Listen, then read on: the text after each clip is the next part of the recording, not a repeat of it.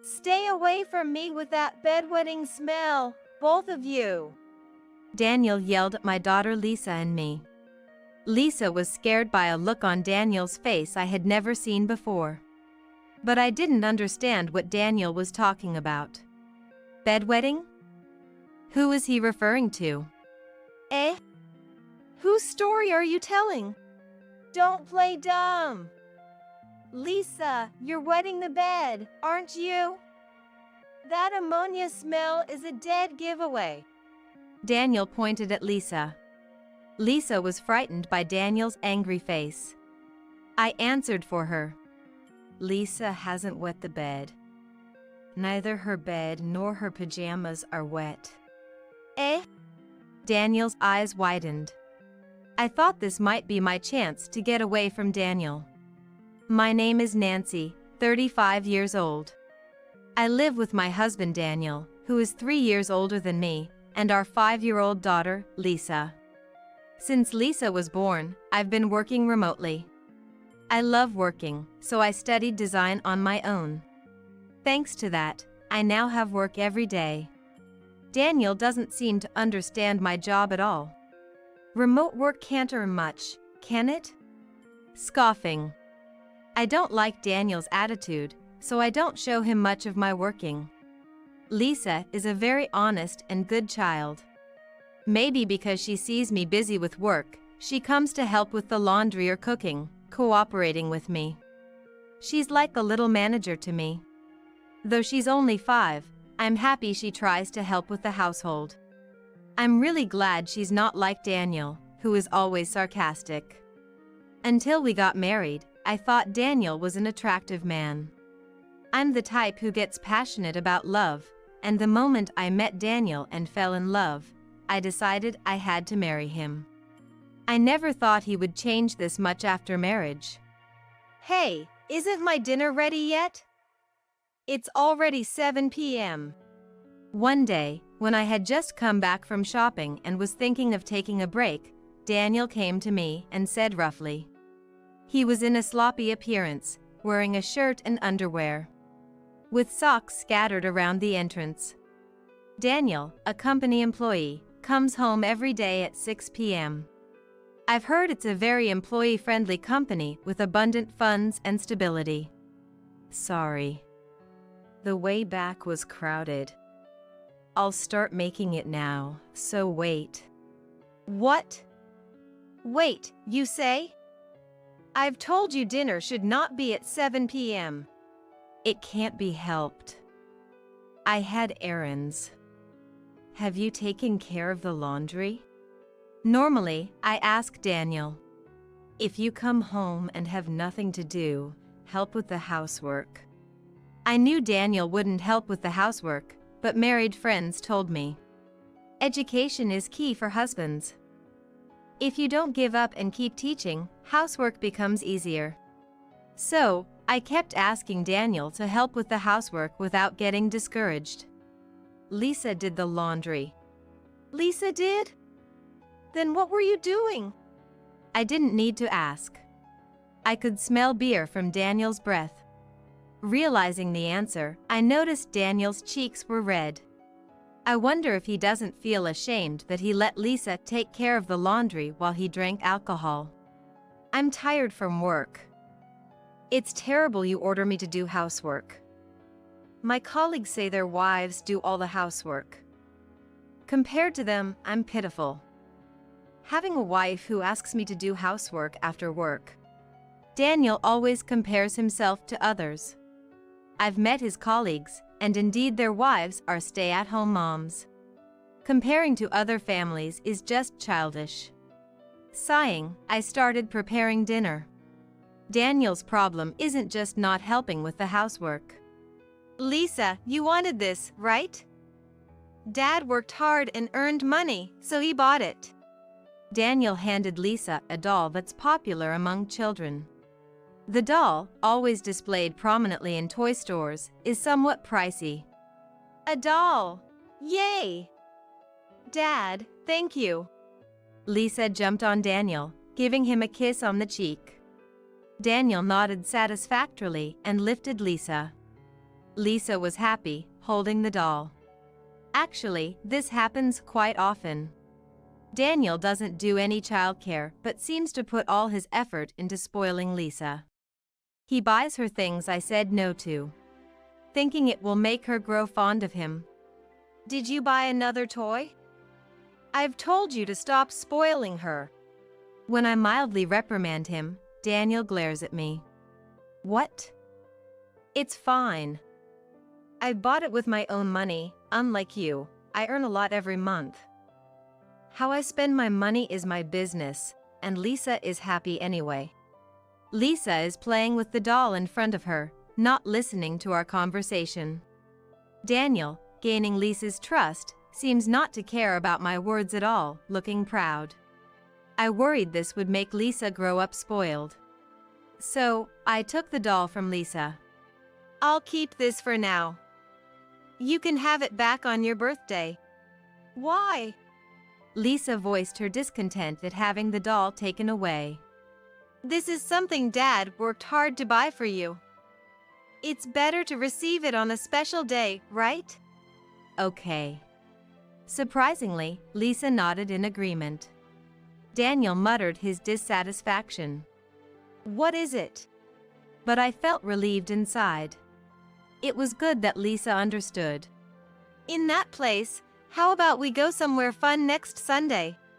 When I suggested this to cheer up Lisa, her face lit up. Yes, I want to go. Lisa was overjoyed, seemingly forgetting all about the doll. Hey, that sounds good, right? Let's go to the amusement park this Sunday. I looked at Daniel, hoping he'd agree to an outing for Lisa's sake, but he scratched his head, looking troubled. I can't that day. I have plans. Huh? But...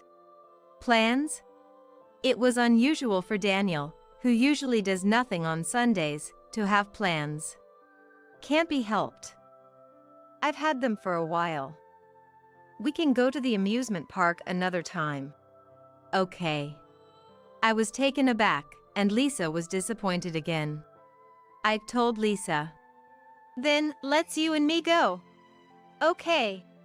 She smiled again, happy even if it was just the two of us. Still, I was curious about Daniel's plans. But asking him would probably only yield vague answers. I decided to let it go as long as Lisa was happy. I didn't appreciate Daniel lounging around the house, not doing housework or childcare, but I was thankful he brought home a steady income every month. However, recently something strange has occurred. What's this about?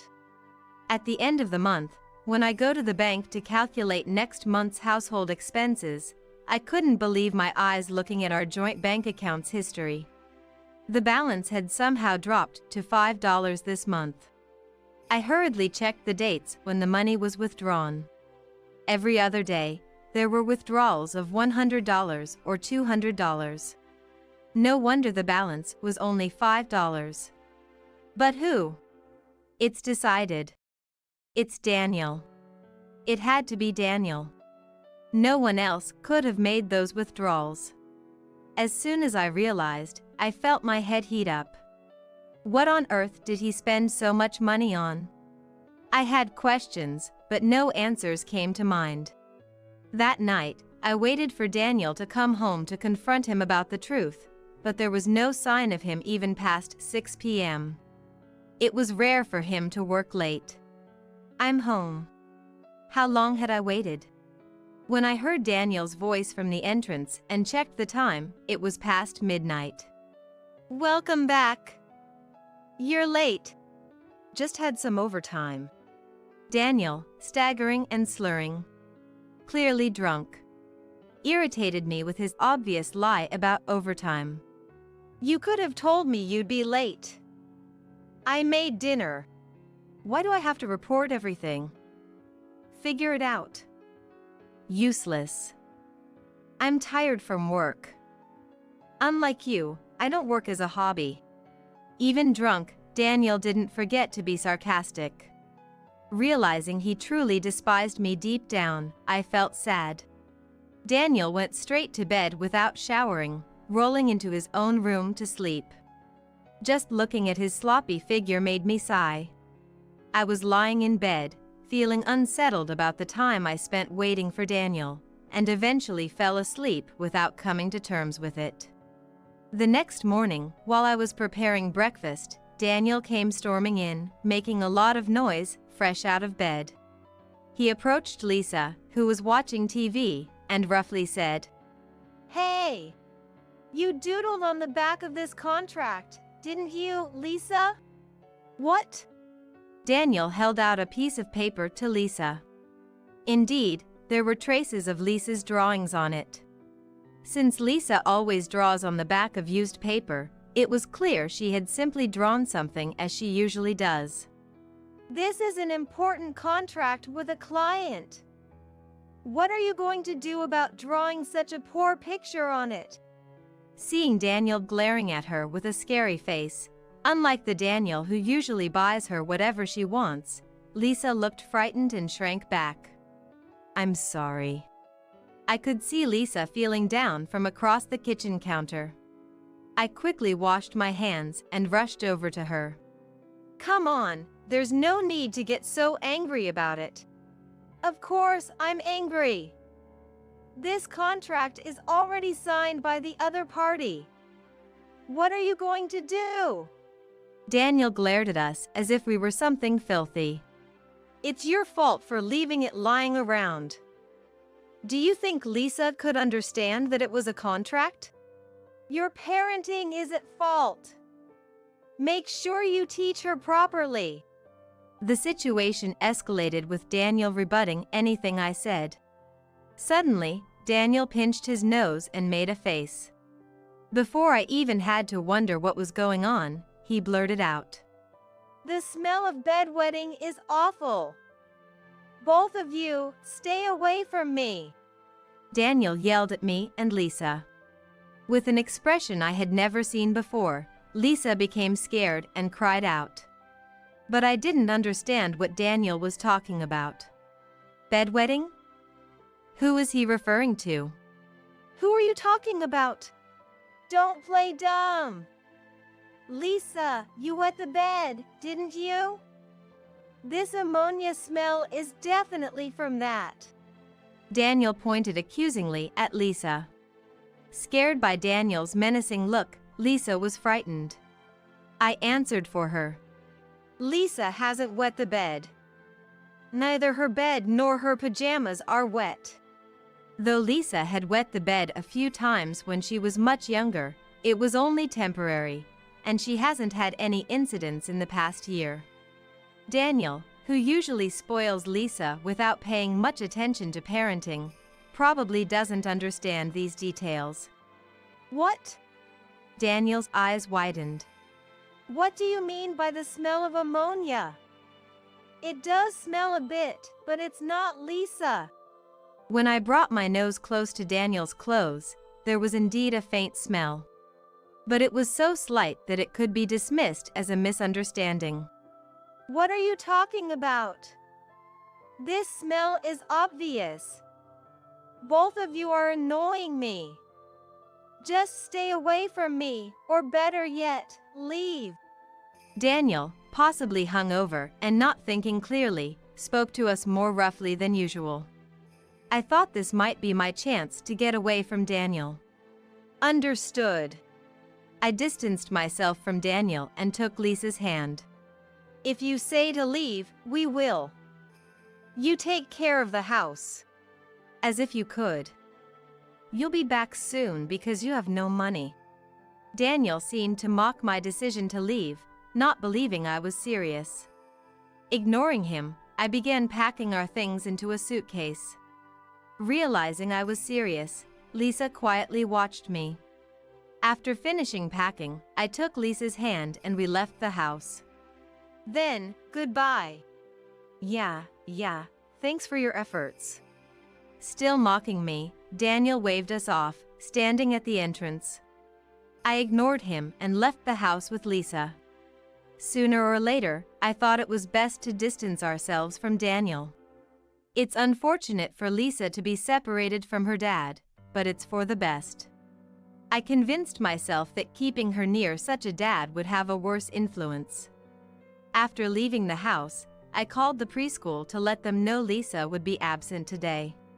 We killed time at parks and cafes until the evening, when I contacted my friend Betty. When I asked if we could stay just for one night, Betty was more than willing, saying, "I wanted to talk to you about something, so this is perfect." Aiming for the time Betty would return from work, Lisa and I went to stay at her place. Sorry for the suddenness. Did I bother you? Not at all. We're supposed to help each other out when in trouble, right? Lisa, want some juice or something? Yeah. Lisa had met Betty a few times before and was fond of her. Betty was very fond of Lisa. Betty offered Lisa a glass of orange juice. Thank you, Lisa said with a smile. Seeing her smile, after being tense all morning, I felt relieved. So, what happened? Running away from home all of a sudden, what's going on? Betty asked about the situation, which made me feel more at ease. I told her about Daniel's overbearing nature and what had happened from last night through this morning. Just talking about it made me feel angry all over again. Betty listened with a solemn face. I figured it might be something like that. I've always had my doubts about Daniel's behavior. And Betty looked at me and Lisa in turn, as if she had something difficult to say. I debated whether or not to tell you this, Nancy. What's wrong? I wondered what Betty was about to say. I'm not sure if I should say this in front of Lisa, but it seems like Daniel is having an affair with a colleague of mine. Hearing Betty's confession felt like a dull shock pressing down on my head. What do you mean? I leaned in eagerly to hear more from Betty. Well, I braced myself as she began to explain. About a month ago, on a Sunday, 3 of us ladies from my department went to the beach. That's when a colleague called over Daniel and his friends. A month ago, on a Sunday? Could that be the day I suggested going to the amusement park and was told he had plans? Suspicion spread through my mind. Daniel came with 2 other guys, and we all ended up playing beach volleyball and having a good time. Oh, Daniel doesn't know me, right? I attended your wedding and have seen photos from Nancy many times, but Daniel had no idea I'm your friend. My mouth became increasingly dry, and I kept gulping down water. At that time, Daniel and my colleague Susan hit it off. Susan is beautiful and popular among the men at work. They really clicked and went off together after playing at the beach. I heard from Susan they've met up since then. I'm sorry. I know you might not want to hear this, but I felt I couldn't keep it to myself. I shook my head at Betty, who looked apologetic as she revealed the truth. So, Daniel was cheating. Although surprised, I realized I was surprisingly calm about it. Thank you for telling me. It's an eye-opener. I had been somewhat deferential to Daniel because he worked outside the home. But after hearing Betty's story, I realized there was no need for any deference. I won't go back to Daniel.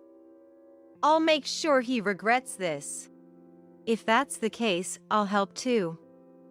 Susan works in the same place as me, so maybe I can find out something. Betty and I looked at each other, firm in our resolve. The next day, I left Betty's house to get my hands on some documents. I'd be living in a hotel for a while, but I managed to secure a cheap rental apartment, and I'll be moving in soon. Betty had been asking Susan questions too. Susan, who adores Betty like a sister, apparently answered everything she asked. I was astonished by what I learned. Filled with anger, I waited patiently for the right time to act. Then, the day for retaliation finally arrived. Betty told me that Susan was planning to visit Daniel's house, my house, today. I left Lisa with Betty and headed to my own home. It had been exactly a month since I left, and it somehow didn't feel like my home anymore. Seeing a pair of heels at the entrance confirmed my suspicions. Just imagining what kind of conversation the two inside might be having gave me goosebumps. I quietly opened the living room door, but no one was there. Listening closely, I could hear a woman's voice from the bedroom. Hearing that, I burst into the room, my face turning red with anger. Daniel, so you were cheating after all. The sudden appearance of me startled the naked man and woman, who screamed and looked at me. What the hell are you doing? Who is this person? Ignoring the panicked couple, I calmly took out the divorce papers from my bag. Today, I came to deliver this. Here. I threw the divorce papers at Daniel's body as if to slap him with them. What's this? Showing up out of nowhere and handing me something like this. Are you crazy? If anyone's crazy for thinking this situation is abnormal, it's definitely Daniel and Susan. But knowing that rational arguments wouldn't get through to unreasonable Daniel, I continued. You withdrew money from our joint bank account, didn't you? What did you use that money for? I don't know. In front of Daniel, who pretended to be clueless, I presented a statement showing a balance of $5. Are you going to play dumb even after seeing this? If you don't know, shall I enlighten you? The money was all spent on Susan. Daniel froze on the spot. Susan, puzzled that I knew her name, looked at me as if I were a ghost. Oh, your coworker Betty is a friend of mine. Thanks for telling her everything about the affair, by the way. It saved me the trouble. So Daniel was just a source of money for buying you anything you wanted, right? He did indeed buy anything for his daughter. I shoved the screenshot of texts between Betty and Susan, sent by Betty, in front of them. It detailed the luxury bags bought for her, where they went out, and other explicit details of their affair. A role to provide money? What's all this about? Daniel was shocked, his eyes wide open upon learning his role. Susan trembled as the reality spilled from my lips. Also, I heard this. Susan, you're struggling with bedwetting, aren't you? Susan and Daniel turned pale. Yes, the reason Daniel accused me and Lisa of smelling like bedwetting a month ago was Susan. Daniel probably spent the previous day with Susan. Coming home drunk without showering, Daniel became sensitive to the smell of bedwetting that clung to Susan until the next morning. Why would you? I'm sorry. But you're the one having an affair. Well, the worst one here is Daniel, of course. I rebuked Daniel, who was frozen and pale-faced, once again. Even with all this evidence, you're going to pretend you didn't have an affair? Give up and sign the divorce papers. And be prepared to pay the compensation and child support in the divorce trial. Daniel showed a severely disturbed reaction at the mention of compensation and child support. Huh? You must be joking. How am I supposed to pay for compensation and child support in a divorce trial? It's all your fault, isn't it? You always cared only about Lisa and never paid attention to me. Yes, it's your fault. You should be the one paying the compensation in the divorce trial. Daniel trying to shift the blame onto me at this point was so childish, my anger reached its peak. Oh, I thought you always worked hard, so you should have money, right? Do you understand what you've done? Mocking my remote work and always spoiling Lisa. And on top of that, having an affair, why should I pay the compensation in a divorce trial? You do realize what you're saying is ridiculous, right? I no longer wish to have anything to do with you. You'll hear from my lawyer from now on. Goodbye. Leaving the naked Daniel and Susan behind, I left the house. From behind, Hey! ignoring the shouting and the argument between Daniel and Susan, I left everything behind and headed straight to Betty's house. All I wanted was for Betty to listen to me. After leaving, I received several calls from Daniel, but I stubbornly refused to answer. Betty advised, Just block his number. so I did exactly that and blocked Daniel's number. The rest should be handled by the lawyer. Thank you. I really owe you a lot, Betty. I should be the one apologizing for keeping silent all this time. It's going to be tough for a while, but if you need anything, just let me know. The kindness of a best friend felt so profound. I thanked Betty again and went back to my new apartment. Lisa, I'm sorry. You wanted to be with Dad, didn't you?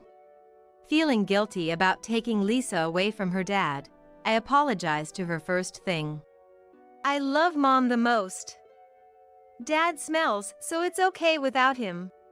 Lisa's innocent response was both funny and endearing. A few weeks later, Daniel and I successfully divorced.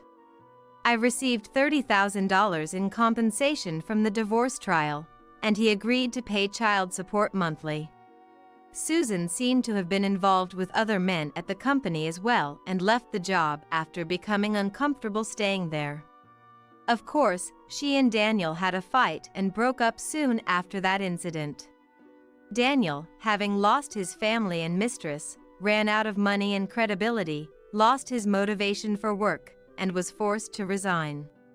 Now, he's working part-time in cleaning, struggling to pay off his debts. I can't feel sorry for him, it's entirely his responsibility. On the other hand, my remote work is going well, and I now earn over $4,000 a month. I'm making more than Daniel did when he was a full-time employee. If I can make Lisa happy with the money I've earned myself, that's all I could wish for. I will no longer be involved in family ties that exist only on paper. With such a shocking statement escaping Grace's lips at the wedding speech, the room went ice cold. Normally, it would follow with, "Thank you, Dad and Mom, for raising me for 27 years." Paul, who was about to become Grace's husband, froze next to her. I, too, withdrew the tears I had been shedding until a moment ago and stared at Grace. Then, unable to hold back the laughter bubbling up from deep within, I burst into inappropriate laughter. All guests turned their eyes towards me, standing at the very back. That line is more fitting for me, don't you think? Unbothered by the guests' stares, I flashed Grace a challenging smile. What? What do you mean? When Grace retorted with mockery, I finally stood up. My name is Stella. I'm 60 years old and currently work for a foreign consumer goods company. There's a reason why I say currently. After graduating from college, I moved through numerous companies. Having dreamed of working hard once I became an adult, I changed jobs every few years to advance my career after getting a job at a consulting company. I sought new challenges in various companies rather than staying with one, thanks to my fickle nature. My efforts were quickly recognized by my bosses, leading to promotions and substantial salaries at each company. Thus, at the foreign consumer goods company I currently work at, I have been making good progress, reaching top sales performance 3 years after joining. No woman has worked long and in various roles around my age, so promoting me seemed to enhance the company's reputation as a business that promotes women's career advancement. I'm now happily serving as the sales department manager. I have a very blessed life at work. My career-focused life took a turn towards family 15 years ago, while working at a securities firm. That's where I met Kevin, my husband who is 2 years my junior. Kevin had been working in the accounting department of a securities firm since high school graduation. His gentle nature wasn't suited for sales, but his precision made him perfect for accounting. I had the opportunity to visit the accounting department from time to time, and Kevin approached me there. Though I felt I was too old for romance, Kevin was serious. Attracted to his sincerity, I eventually fell for him and initiated our relationship. Kevin was surprised and then blushed.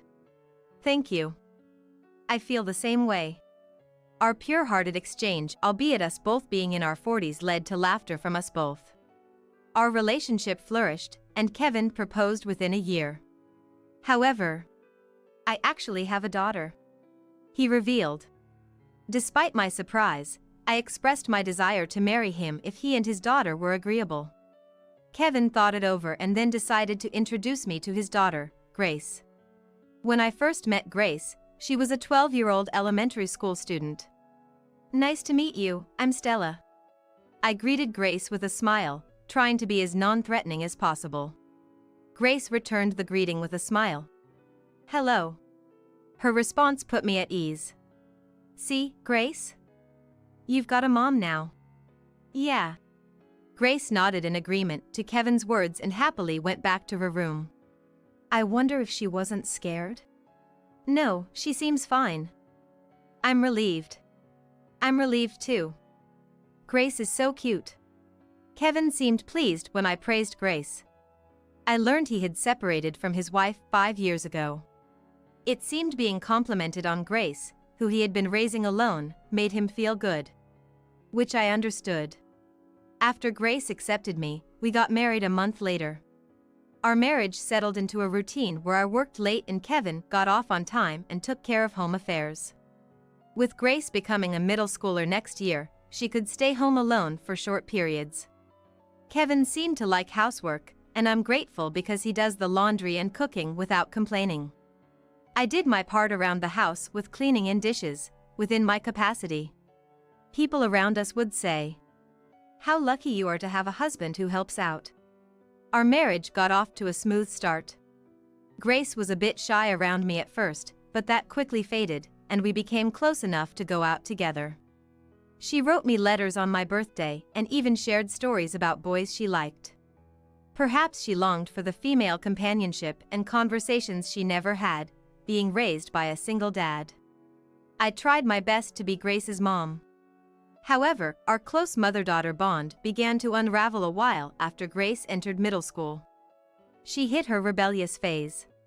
Her friends were all mischief makers, getting into makeup and late-night outings, making their way of having fun more extravagant. Grace, mingling with such girls, spent her days having fun, which naturally led to her grades dropping in periodic tests. "Grace, don't you think you're going out a bit too much lately? If you keep this up, you might not even make it to high school."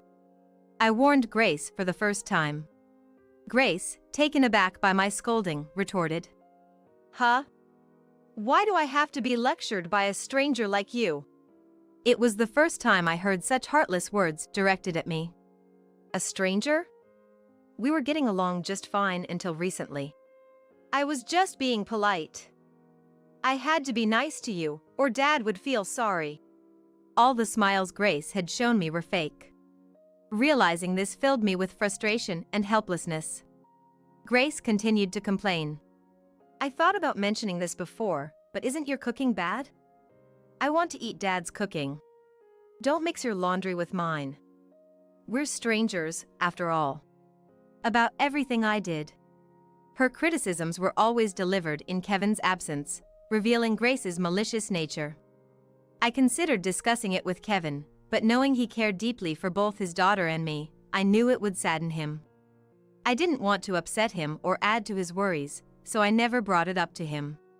Grace's harassment escalated from verbal attacks to actions, like removing important documents from my bag before work or finishing off a cake Kevin had saved for me. Her ability to charm everyone meant Kevin never noticed her tormenting me, making me dread even seeing Grace. The attacks from Grace, which only worsened over the years, continued for 15 years. She still acted sweet in front of Dad. As she grew into adulthood, her antics became more troublesome, like withdrawing money from our joint account or stealing my precious jewelry. When I was about to reach my breaking point, "I'm getting married. The wedding is next month," Grace announced. "Really? So suddenly?" At 27, Grace was at a reasonable age for marriage. But the abruptness of a wedding next month left me struggling to keep up. What's wrong with sudden? Timing is everything in matters like this. Just so you know, I'll marry even if you oppose. Grace seemed uninterested in my opinion, quickly retreating to her room after merely informing me of her marriage. That night, I shared the news of Grace's upcoming marriage with Kevin. What's this all about? I haven't heard anything. Bring Grace here right now. Kevin demanded in an unusually stern tone, so I called Grace back. If you're getting married, introduce us to your fiancé. We'll talk about the wedding after that. Faced with Dad's reasonable demand, yes, Grace meekly responded. A week later, as promised, Grace brought her fiancé over. Nice to meet you. My name is Paul. I apologize for the late introduction. Paul bowed respectfully to Kevin and me. He seemed to be a public servant from what we heard. His sincere appearance and manner of speaking pleasantly surprised us, considering we had braced ourselves for someone entirely different. After chatting for a while with the four of us, Paul made remarks that put Grace in a favorable light in front of us, revealing his serious nature. See? He's a good guy, right? It's okay to marry him, right? Grace, leaning forward, was eagerly looking at Kevin, not me, pressing him for an answer. Yeah. Paul seems like a good guy, and I have nothing against it, but what about you, Stella? I'm all for it. Although surprised by Grace's sudden announcement, I was actually pleased because I thought Grace getting married would mean she would move out of this house. Yay! Then the wedding is set for next month as planned. Sure. Grace left the house with Paul, both of them beaming with joy. I wonder if they plan to stay somewhere tonight. Paul and Grace seem to have quite different personalities and capabilities for life, but I wonder what will happen after they get married. Anyway, being able to get away from Grace was the happiest thing for me. Since Grace introduced us to Paul, she has been away from home more often. I thought she was busy preparing for the wedding with Paul, but one day I ran into Paul on the bus home from work. I had been working overtime for about 3 hours, as usual, but the commuter bus was packed. Oh, isn't it Paul? Just finished for today? Good evening. Yes, it's been busy lately. Really? It's tough being a civil servant. By the way, how long has lately been? It's been like this for about a month now. A month. Hearing Paul's words, I suddenly became curious. It's been about a month since Grace started being away from home. But Paul has been having busy days every day. Then what exactly has Grace been doing, and where? I suppressed my desire to ask Paul and went home. Grace didn't come home this day, again. Something smelled fishy. It's been a month since I started suspecting something about Grace. Finally, the day of Grace and Paul's wedding arrived. Both Kevin and I couldn't help but reflect on everything up to this point, as it was our daughter's once-in-a-lifetime wedding. Kevin was moved to tears walking down the aisle with Grace in her dress. Thinking of Grace leaving my hands, I also cried, but for a different reason. However, to those around, it must have looked like a mom crying deeply over her daughter's wedding. The wedding and reception were a great success, and it was time for the highlight of the evening, the bride's letter to her parents. As Paul placed his hand on Grace's back, she began to read the letter. Kevin and I were, of course, crying again. I'd like to take this moment to say something to Mom. The beginning of the letter was unusual, and the audience was a bit restless. I will no longer be involved in family ties that exist only on paper. With such a shocking statement escaping Grace's lips at the wedding speech, the room went ice cold. Normally, it would continue with, Dad, Mom, thank you for raising me for 27 years. Paul was frozen next to Grace. I, too, retracted the tears I had shed until then and stared at Grace. Unable to suppress the laughter rising from the pit of my stomach, I burst into inappropriate laughter. The guests all turned to look at me in the back. That's my line, you know? Ignoring the guests' gazes, I gave Grace a challenging smile. What? What do you mean? Grace replied mockingly, so I finally stood up. As I walked from the back seat, I could hear the guests whispering about what was happening. The wedding staff seemed flustered in the corner of my vision, but I continued regardless. You might not know, but I've been the one paying for your mobile phone and insurance bills, not Dad. And when I heard you were getting married, I thought I no longer needed to pay for those, so I changed them to be deducted from your account. What? What are you talking about? Grace glared at me with the corners of her eyes lifted. I did exactly what I had just explained. Hearing that Grace was getting married, I thought my role was over, so I had arranged for the various expenses I had been paying on Grace's behalf to be taken care of without my intervention. Grace probably assumes that Dad is the main financial supporter of the household. However, the reality is different. I earn more than Kevin, so I have been the one paying for the house mortgage, the car loan, everything. It's just as I said. You've been playing the good daughter in front of Dad while bad-mouthing me behind my back. So, when I heard you were getting married, I was genuinely happy. Finally, I could cut ties with you. Just like you said, I don't want anything to do with a stranger who's only related by registry. The murmurs of guests whispering to each other reached my ears. Grace's face turned red with anger and embarrassment. Paul, on the other hand, turned pale. What are you talking about? That's a lie. There's no proof I've ever badmouthed you, you awful hag. Grace exclaimed and then clamped her mouth shut as if realizing she had said too much. A decent person wouldn't use such words against their parent, would they? Caught in the act, Grace glared at me, tears welling up in her eyes. Seeing Grace like this, Paul began to tremble. What are you saying to your own parent? I thought you were a nice, polite, cheerful girl, but I had no idea you were this twisted. This is marriage fraud. I'm calling off the wedding right now. Hearing Paul's furious declaration, Grace looked shocked.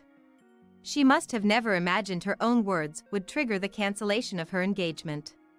She started to protest, as if wanting to say stop anything but that. What are you talking about? I haven't told you yet, but I'm pregnant. It's only been 6 weeks, so you wouldn't have noticed. And you're saying you won't get married? That's irresponsible. The word pregnant stirred murmurs around us. But I was expecting it. Paul, however, showed no sign of being flustered by Grace's announcement. Grace, on the other hand, was confused by the unexpected reactions from me and Paul. What's the matter? Too shocked to respond? For the sake of the child, we have to get married, right?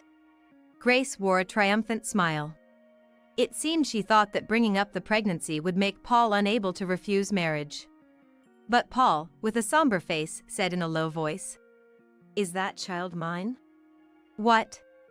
Paul's expression darkened. I listened to Paul's words with bated breath.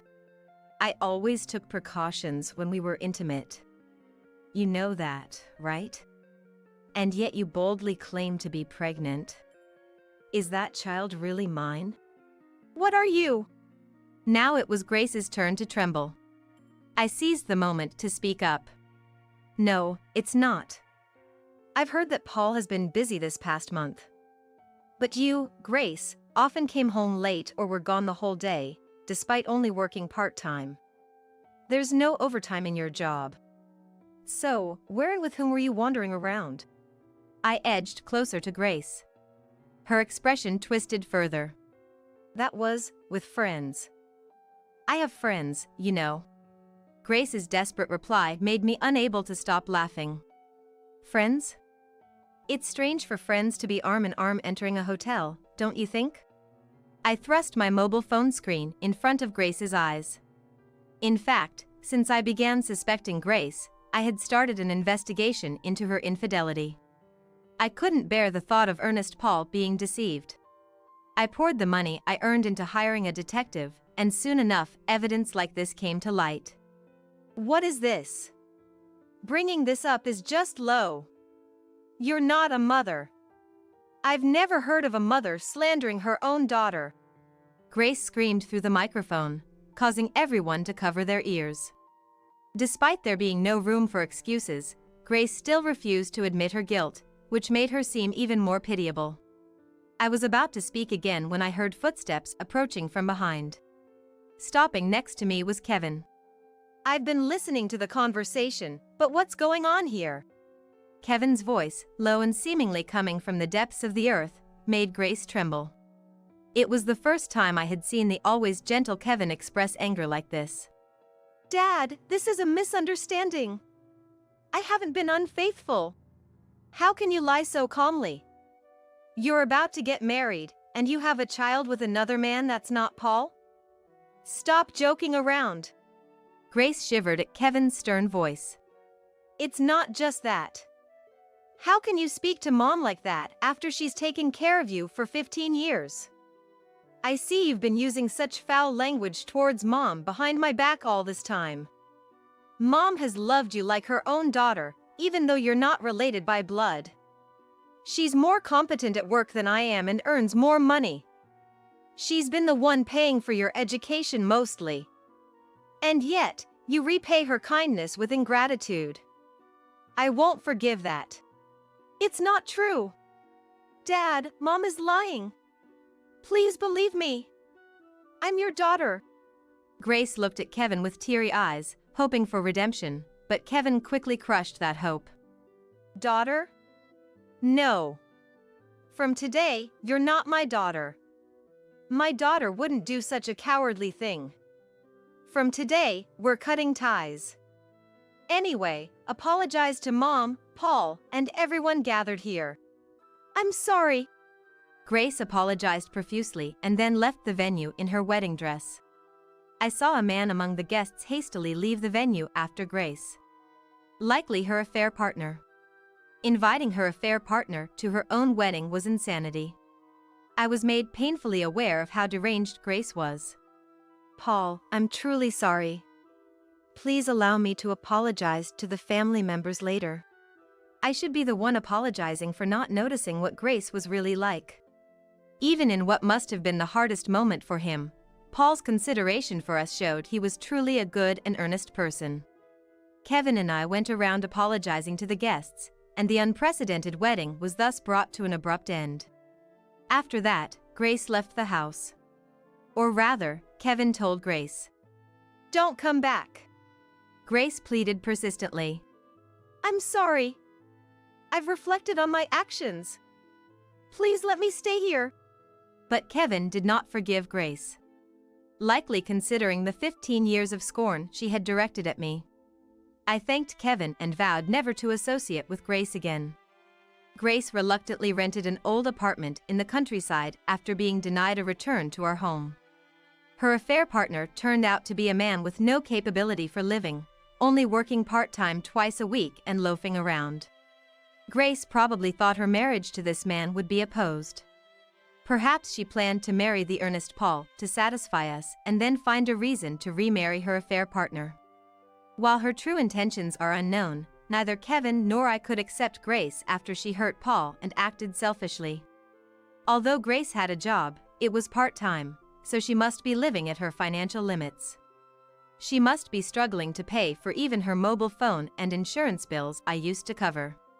The hardship she's facing now is a consequence of the good life she once had. Grace might have many desires, but likely none are being fulfilled. But this is the result of her own actions. I believe she should learn the hardships of living through struggle. Meanwhile, Kevin and I have been enjoying peaceful days together. Kevin chose me, his wife, over his biological daughter. Kevin says, "Of course. I truly respect you, Stella. Let's continue to support each other. I'm truly happy, and Kevin, who diligently takes care of household chores, is a wonderful husband. I feel nothing but gratitude for our happiness." We've actually continued to stay in touch with Paul. Paul, once depressed by Grace's betrayal, seems happy with a new girlfriend recently. Though we should have no relation to Paul anymore, he seems to like us and occasionally invites us out for meals like a family. I wish to watch over Paul's happiness from afar. My husband has a curious name, Wyatt. I had no way of knowing that my mother-in-law's fierce wishes were contained therein when I met him. I'm Ashley. Currently 44. This story dates back to when I was 32 and discovered the origin of Wyatt's name. We met in college. We're the same age. He went on to graduate school, but I got a job. Then, at 27, we felt it was time to settle down, so we got married. He was serious and very reserved. He's so earnest that instead of saying I like you or I like you a lot, he straightforwardly says I love you. That's one of the things I loved about him. However, he had one worry. When we went to his family home for a family meeting, his mother, Madison, told us, "We won't accept marriage unless we live together." Oh no. But we were having such quality time together. When I said this depressedly, he said, "Then how about a runaway marriage?" Wyatt made this astonishing proposal. He's so serious, he might just do it. No, Having been loved by my parents all my life, the thought of being estranged from them due to marriage troubled me. Well, I'll continue working, so I'll be out mostly. It should be fine. I agreed. Are you sure? I've already received the entire inheritance, so even a runaway marriage would be fine, he said, with a straight face. His father had apparently passed away from illness when he was in high school. No, yeah, it's fine, I understand, for now at least. And so, with our marriage, living with my MIL began. Right with the cohabitation, the troubles started. Harassment towards me from day one. Isn't this supposed to start later on? We had a wedding reception at noon. We had moved our belongings the day before and started living in Wyatt's family home that day, but first, "Make dinner, please," was how it started. It's already past 6 p.m., and I'm tired from the wedding reception, but it's MIL's order, and I didn't want to start trouble on the first day. So, I'll make something from what's in the fridge, I said. There's nothing in it. She showed me the empty fridge. Start with the shopping, she said. And don't talk to me every now and then. You're the last person to come into this house, which means you're the lowest here. I don't want someone at the bottom to talk to me casually. Also, find the cooking utensils and seasonings yourself, and manage somehow. So, without even being told where the nearest supermarket was, I ended up having to whip up dinner from scratch. I managed to locate the nearest supermarket using car navigation, but searching for spices and pots took a while. Finally, dinner was ready. Done! I called out only for Madison. But she called Wyatt, who was upstairs, and said, "A delicious meal is ready. Ashley's tired, so I made it." Hey, wait. From the first day, this marked the beginning of a thorny path. Madison's harassment continued daily. Even after returning from work, cooking was my duty. Laundry, of course, was too. And she'd claim to Wyatt that she did it all. Her constant remark was, "You're not even family to me. You come from another home, so you don't know the rules here. Look, even the way you fold this towel is wrong," she said. "Could you teach me how to fold it, then?" When I humbly asked, "Why should I teach someone who's not family, someone from another home?" She'd retort, hearing our loud exchange, "What's going on?" Wyatt would come down from upstairs to the washroom. I started to say, Madison was complaining about the way I fold towels. But, "Wally, listen! She's complaining about the way we fold our towels." Hanging onto Wyatt's arm, she raised a cry that sounded almost like sobbing. Reflexively, I was surprised and let out a strange sound like what? Such hollowness and blatant lies. Enough, this person isn't worth talking about, I'll ask Wyatt directly. I thought, shaking with anger. Just show me how to fold the towel. My voice laced with irritation. Well, if you pick it up from the folded edge, it unfolds, so. I think the folded part should face this way. I never really paid attention. He demonstrated how he folded the towel and placed it. Make sure you follow that. Madison shouted. But I think you should fold it however you like. That's what I think. Wyatt said, then added. Let's not shout about something like this. With that, he left. Then, You just tried to snitch. You're not even a family member. she confronted me with a fierce look. Snitch. I hadn't heard that word since middle school. And honestly, this kind of bullying, no offense, felt like something a middle schooler would do. I held back my anger. Madison's unfairness was clear, so naturally, I told Wyatt about it. Got it. I'll talk to Mom, he said while folding the newspaper he was reading. I said, but then, she'll just say I'm snitching again. Feeling down. Seeing this, he replied. No, but I've realized that Mom has been a bit too harsh on you. And just held me in his arms. One day, amidst Madison's relentless harassment, an incident occurred. A call came from the neighborhood supermarket. Your mother tried to leave the store without paying for the items. Is that Madison a shoplifter? I was at work, but our home phone was set to forward calls to my mobile, so I was immediately aware of the incident. Of course, Wyatt was at work too. I left work early to pick her up. There in the supermarket manager's office sat the manager and Madison. Madison, what have you done? It was such a shock that I burst through the door and confronted her directly. She snapped back. You're not family, go away. She kicked a chair in front of her and turned her face away, spitting the words out. What? It was her usual line, but I was speechless that she'd use it even in such a situation. I was frozen in place. It's all recorded on the security camera, the manager then said. I realized then that I hadn't apologized to the manager. It's not like people practice how to react when a family member is caught shoplifting, so I hope he'd forgive the oversight. Apologizing was the priority. I'm very sorry for this, I said. Madison, upon seeing this. An apology from someone who's not family doesn't mean anything to me, she scoffed. This wasn't solving anything. And her attitude. Both the manager and I were stunned into silence. She kept sulking and turning her face away. 2 hours later, Wyatt arrived. Then, Wally. It's finally happened, because of this DIL. She's been bullying me, and the stress. Madison suddenly burst into tears. The manager and I were speechless at her sudden change in behavior. After 2 hours of silence, this was her reaction. I'm very sorry. We will pay double the cost of the items, Wyatt said, bowing his head. Shoplifting. This is unbelievable.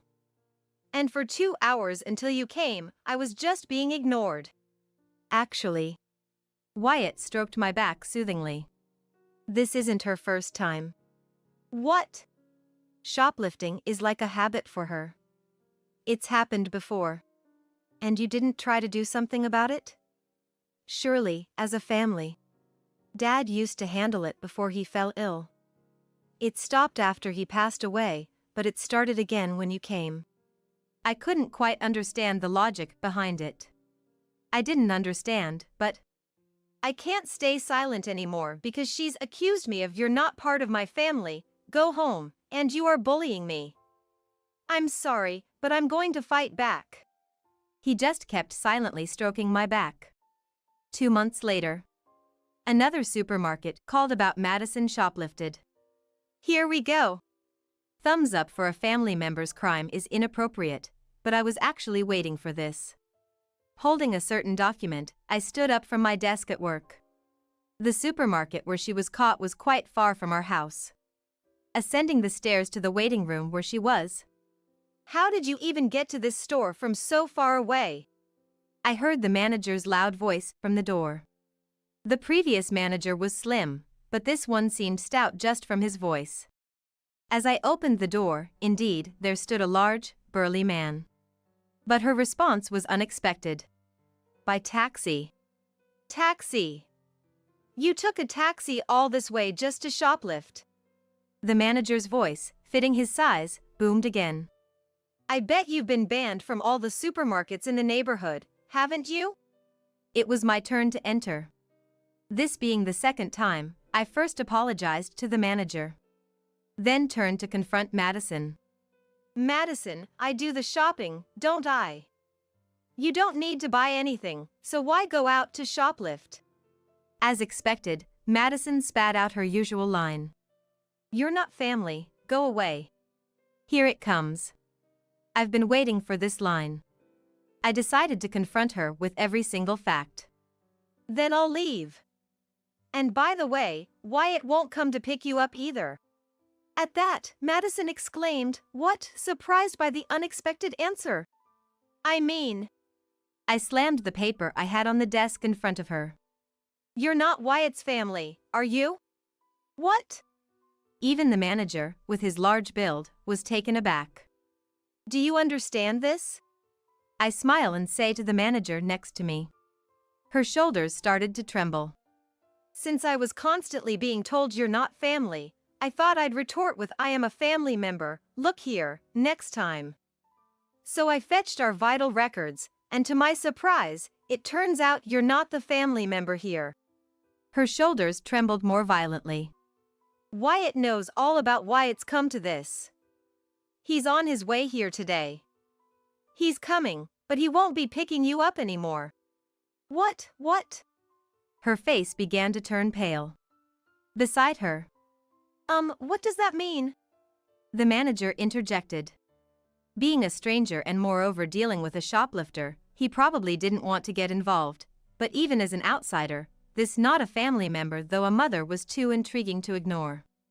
Well, you'll understand when Wyatt arrives, I declared confidently.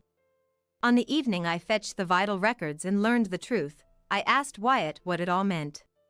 My birth mother was. That's when he revealed the truth to me. She passed away when I was in elementary school. The vital records corroborated this.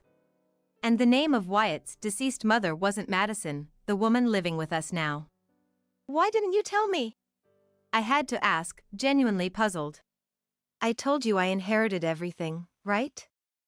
I said that when we were talking about possibly having a runaway marriage, and I thought I had explained it then. Your words were far from enough. Typical of the reticent Wyatt. However, what he shared next was quite surprising. That too was about to be laid out before our eyes. As before, Wyatt arrived 2 hours late. I'm terribly sorry for this. He first apologized to the manager. Wally. In front of the vital records, Madison started to tremble.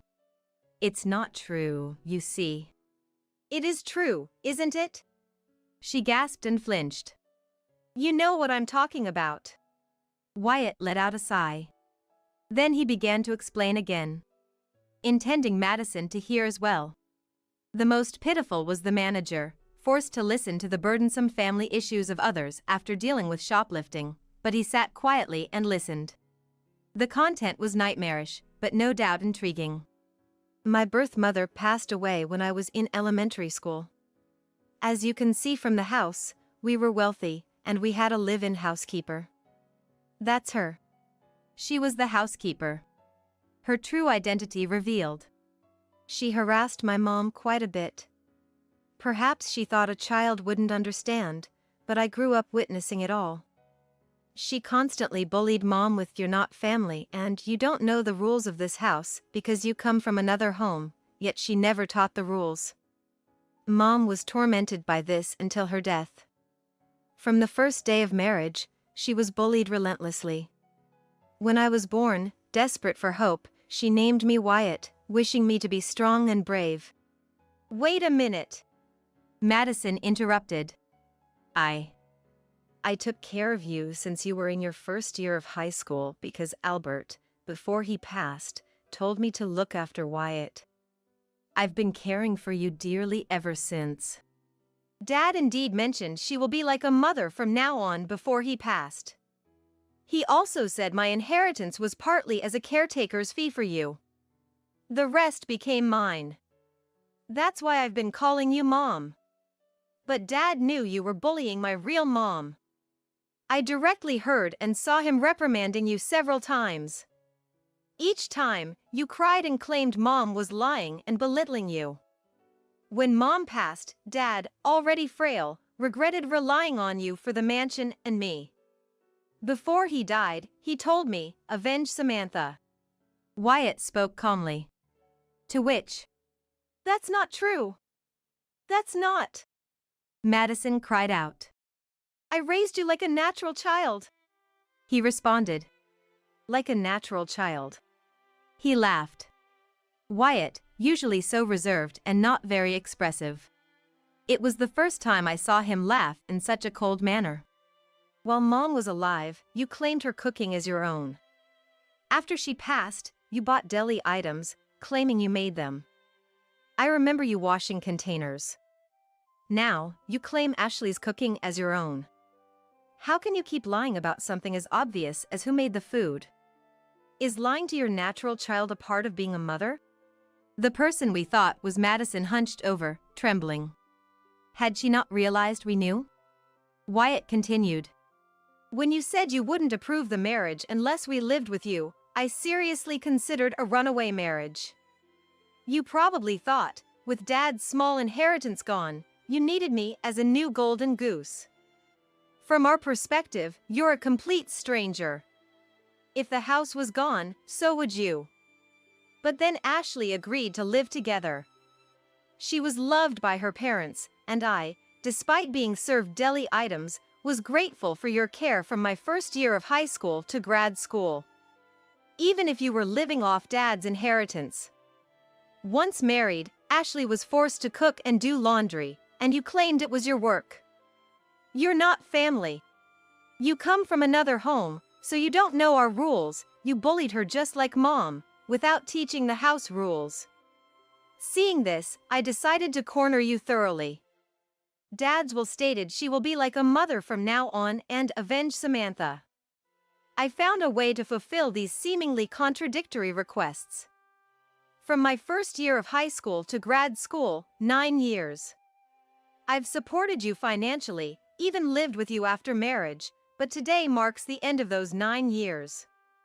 Regardless of the circumstances, today ends my gratitude for you acting as a mother. And as for avenging, that starts today. From today, I'll no longer recognize you as family. Naturally, as a stranger, you'll also need to leave the house. Wait, just wait a minute, really. Dad never married you because of all this. Wyatt stated firmly. A moment of silence followed. Wyatt must have been carrying various burdens since Samantha's passing. Today, everything was about to change. But I couldn't let the pressure of this change defeat us, so I gave his back a firm pat. Hey. He turned around. Samantha might have been tormented by this person, I said, pointing again at the vital records. But I won't fall ill. I won't be brought down by this. And I'll make you happy, compensating for the loss of Samantha. Just leave it to me. Wyatt cracked a gentle smile. The kind I hadn't seen before. So, Madison, or rather the stranger she truly was, ended up taken away by the police, as no one would take her in. It seems she was detained for a while. Later, she did come back, begging to be let in, but Wyatt resolutely refused to open the door. Being a habitual shoplifter, with no nearby supermarkets left to use, Madison moved far away.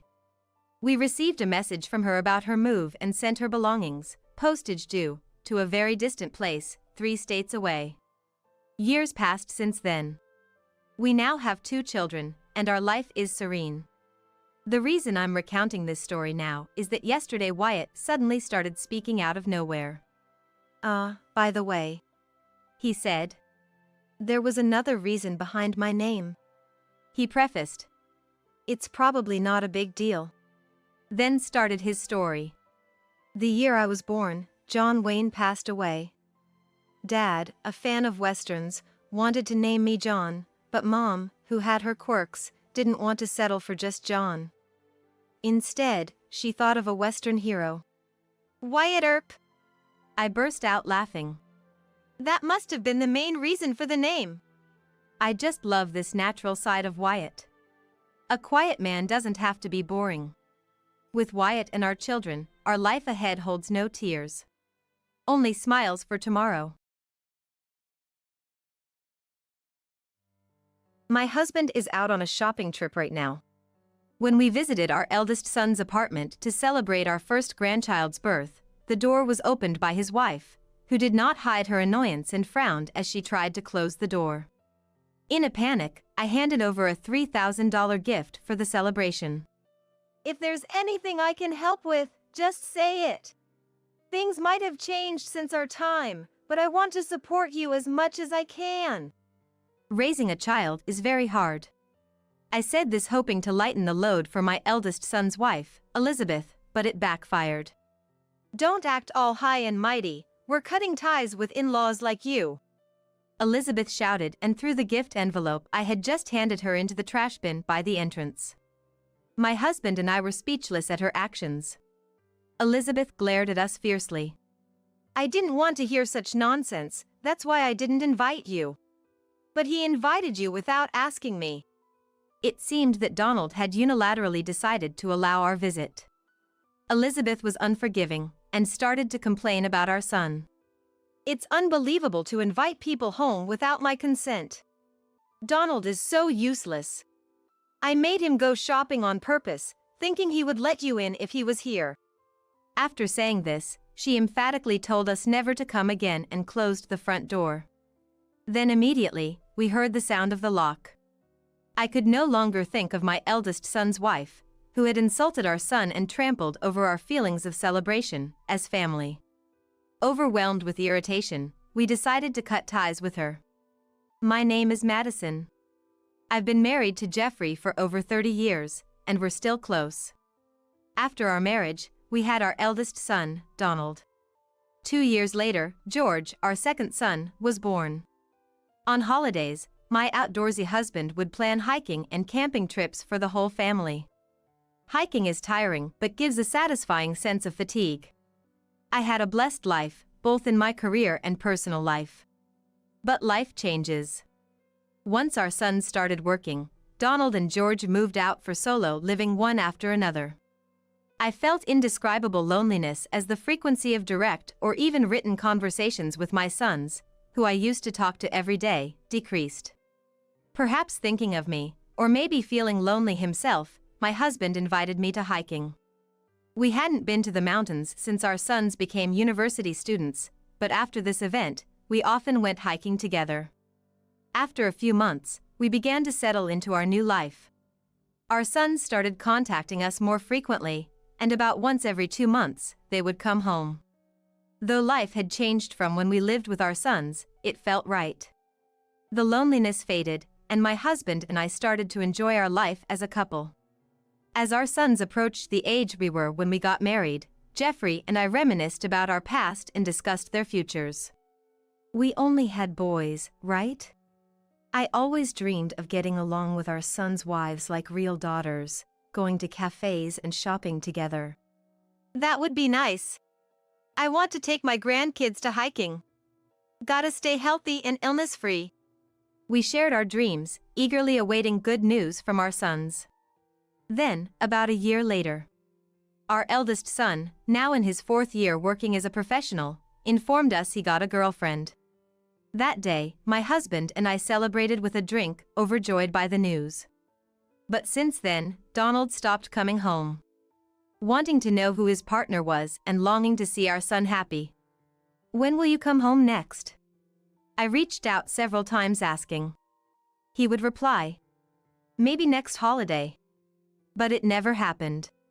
On the day, a message would come. Sorry, can't make it. And both my husband and I were disappointed again and again. He must really enjoy being with her girlfriend. I remember when Jeffrey and I first dated, I couldn't get enough of being with him. I said this to myself, convincing myself to wish happiness for Donald and his partner, and began to look forward to building a mother-daughter-like relationship with my son's wife. Half a year later, Donald finally brought his girlfriend home. They were planning to get married and came to greet us. My husband and I tried to contain our excitement, eagerly awaiting the day. But when we met Elizabeth, Donald's girlfriend, there was an indescribable atmosphere.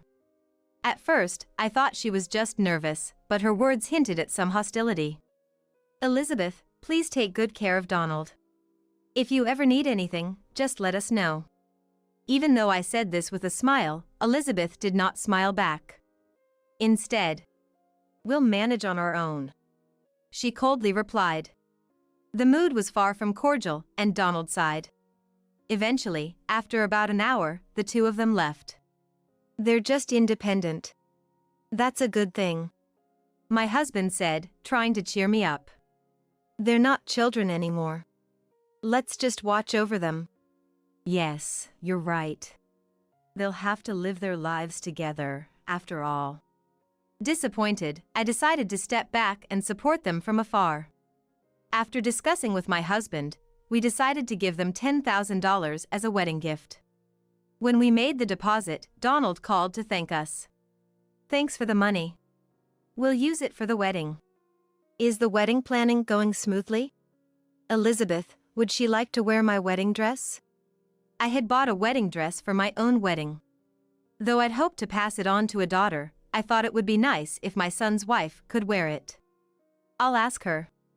Send me a picture of the dress." So I took out the stored dress, took a photo, and sent it. But soon after, we received a refusal. "She's already chosen a dress she wants to wear." Of course, there are preferences in dress design and style.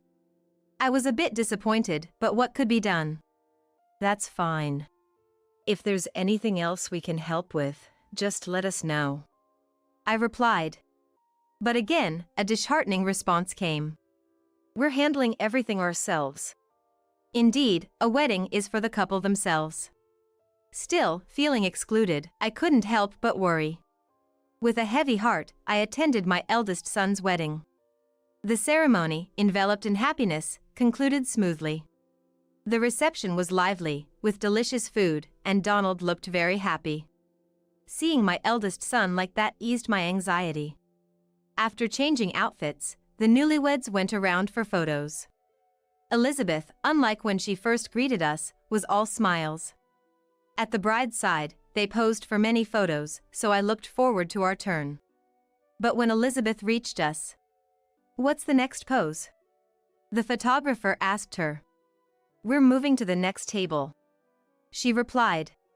I was shocked. Seeing my reaction, Elizabeth gave me a cold look and said sharply, "The star of the wedding is me. I don't have time to fuss over the in-laws." And with that, she quickly moved on to the next table. As if I wasn't feeling low enough, another shock awaited me. Elizabeth was pregnant and would be having their first child in 6 months. It was certainly joyful news, but I learned of it through the words of the ceremony's MC. Looking around, it seemed Elizabeth's parents and relatives already knew. In contrast, we and the other relatives on the groom's side were visibly surprised. "Why didn't you tell us?" I couldn't contain my feelings and asked Donald. Without any sign of regret. "Elizabeth didn't want to tell anyone outside of those she's close with," my eldest son said. That we, soon-to-be family, were not considered close was astonishing to me. I could barely stand. Pregnancy can upset hormonal balance, causing irritability. I read it in a comic. It must be why Elizabeth's been so harsh. George kindly tried to console me, seeing how upset I was since the photo session. I had felt a distance from Elizabeth since she first greeted us, but still hoped we could gradually become closer and build a good relationship.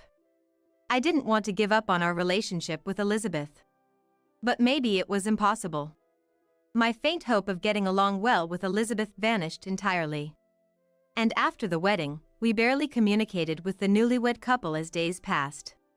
Worried about Donald's absence, George occasionally visited us. 6 months after the wedding, we got a message from our eldest son. "The baby was born." The photo sent with the message showed a small baby wrapped in a blanket. Though I hadn't been involved and did not feel like I became a grandparent, I still wanted to celebrate. When I expressed our desire to visit, Donald quickly invited us over, and my husband and I headed to their apartment the next holiday. But when we arrived at the appointed time, our son was out. Donald has gone shopping.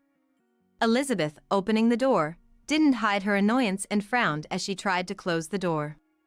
In a hurry, I handed her a $3,000 celebration gift. If there's anything we can help with, just say it. Things have changed since our time, but we want to offer whatever support we can. Child rearing is very hard. I said this hoping to lessen Elizabeth's burden, but it backfired. Don't act all high and mighty. We're cutting ties with in-laws like you. Elizabeth yelled and threw the gift envelope I had just handed her into the trash bin by the entrance. My husband and I were speechless at her actions. Elizabeth glared at us. I didn't want to hear such nonsense, that's why I didn't invite you.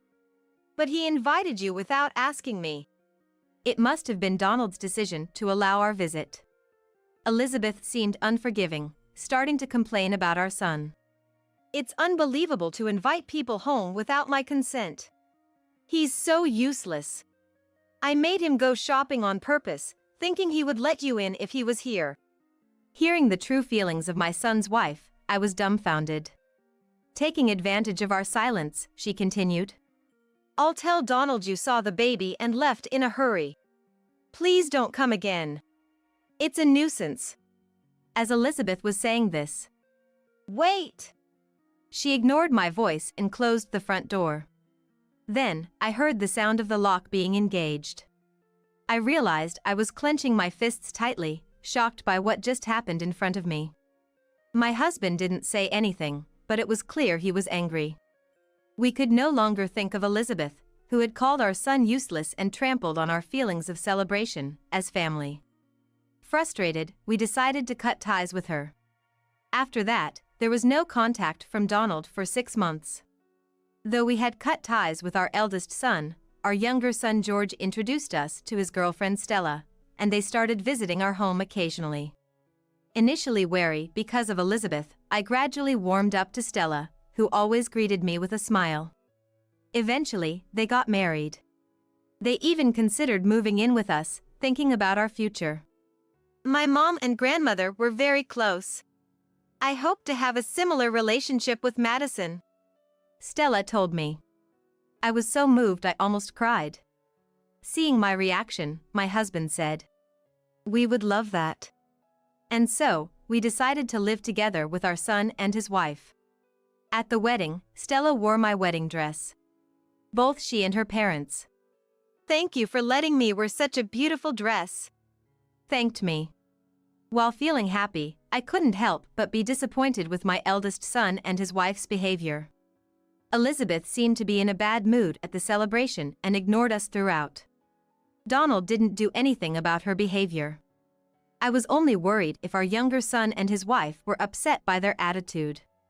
But, to our relief, they looked happy after the ceremony. Thank you for yesterday. It was a wonderful memory, Stella said to me with a smile the next day. Later, Stella became pregnant, and I took over the household chores, thinking of her burden. But whenever I looked away, Stella would try to help. Stella, please rest. I'll handle it. Madison, you're too protective. I'm fine with doing this much. While having such exchanges, I felt happy living with my son, his wife, and my husband. That day, my husband and George went hiking together, and we were having a relaxed time. Then, the doorbell rang. When I opened the door, there stood Elizabeth and a young girl who had attended George's wedding. I hadn't been told anything at the wedding, but seeing the girl who resembled Donald, I was sure she was his child. The girl seemed not to recognize me and hid behind Elizabeth, looking scared. It's been a while, Madison. Good to see you're well. Contrary to her past behavior, Elizabeth greeted me politely. Then she started. Well, she began to tell her story. Life has become tough recently, and I came to ask for support. Support? Yes. I quit my job because things weren't going well with my boss. But right after I resigned, Donald was fired. His salary was cut, and he was almost transferred to a subsidiary, so he quit too. Donald tried to find another job but hasn't secured a stable position yet, leaving them both essentially unemployed. Elizabeth had suggested to Donald to ask us for support, but our son apparently refused. After quitting her job without consulting and finding out Donald was fired, Elizabeth called him useless. Donald seemed to be quite angry with her for that. Since then, Donald, who had always followed Elizabeth's lead, started to defy her. "That's why I came here directly," she said with a troubled look. But all I wanted to say was, "So what?" From our conversation, it was clear that her attitude was the reason things didn't work out with her boss, and I could understand why our eldest son was angry with her. It was too convenient for her to seek help only when in trouble, especially after she caused us to sever ties. But she was desperate for my sympathy. I even asked my parents, but they refused any financial help. You're the only ones I can turn to. We'll starve at this rate. Elizabeth pleaded with teary eyes. Please help us. However, my heart remained unmoved. I refuse. Why? It's all because Donald quit his job. As parents, shouldn't you feel responsible and help? Responsible? You're adults, sort your own issues. You're the ones who cut ties, remember? We're saving money for Stella's pregnancy and our soon-to-be-born grandchild. We have no money to spare for you. What? That's ridiculous. Her weak demeanor changed instantly. The moment I refused, Elizabeth raised her voice. Why support your younger son's wife and not help us? At this moment, I was approached from behind. Madison, are you okay? Worried that I hadn't returned, Stella had come to the entrance. Seeing Stella, Elizabeth's face turned red with anger. You're living together, too. That's not fair. I'm the wife of the eldest son. It's wrong for the wife of the younger son to move in. Get out. Startled by the sudden shouting, Stella tensed up. It's you who should leave this place. I immediately stepped forward to defend Stella. Stella proposed living together, considering our future. Unlike you, who only think of yourself. What? Just because I treated you a bit harshly, you favor her? Fine, if you don't support us, you'll never see this child again. With those words, Elizabeth forcefully pushed a hidden girl to the front. Seeing the girl on the verge of tears, I felt something snap inside me. You're really the worst kind of person. Huh? Say whatever you want. I've always disliked your preachy attitude. If you care about the child, don't use her as a tool. If you don't change your ways, we'll cut ties with you. Don't ever come to our house again. Don't joke with me, you miser. Even after this, Elizabeth continued to fuss, using her daughter to sway us, but I never nodded in agreement.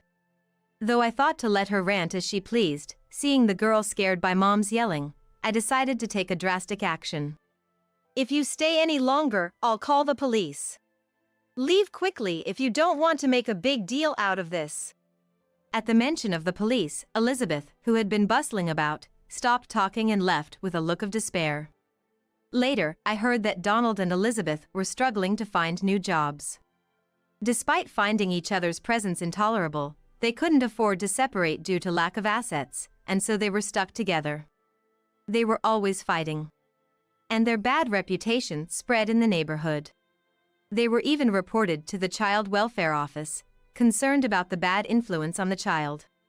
For the child's sake, my husband and I are considering taking her in. Several months later, Stella safely gave birth to a healthy baby girl. Since her parents' home was far away, Stella didn't go back, so I dedicated myself to supporting her. George and my husband dote on her. When she grows up, the 5 of us will go hiking together. They are excited about it. I am committed to doing everything I can to ensure this happiness continues. My name is Nancy. There's a world out there I don't know about. I learned about it as a child, watching TV. Animals living in the wild, landscapes I've never seen before, and the lives of various people who speak different languages. Wanting to see this unknown world up close, I bravely studied abroad during my college years. There, in my destination, was the unknown world I sought. Even though the language was different, people's lives were thriving. There were many creatures, and breathtaking landscapes unfolded. I want others to experience this wonder too. Thinking that, I got a job at a travel agency. I was in charge of tour planning at my assigned department. Using what I learned during my study abroad, I handled everything from site inspections to negotiations. It was indeed a whirlwind life, but I wasn't neglecting my personal life. I married Daniel, whom I met through work a few years ago. I was balancing work and family life well, but then a problem arose. It was with my mother-in-law, Barbara. Barbara, a housewife, believes women should stay at home after marriage. I don't deny her viewpoint, but I think such an idea is outdated. I told her so, but she said to me, "Isn't it a woman's job to support Daniel? Do you have a problem with that?" But, what?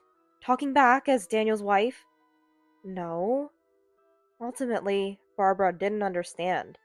I didn't want her to impose her views on me. I couldn't live with Barbara like this. So, I suggested buying a house to Daniel. I think people's view of us will change if we buy a house.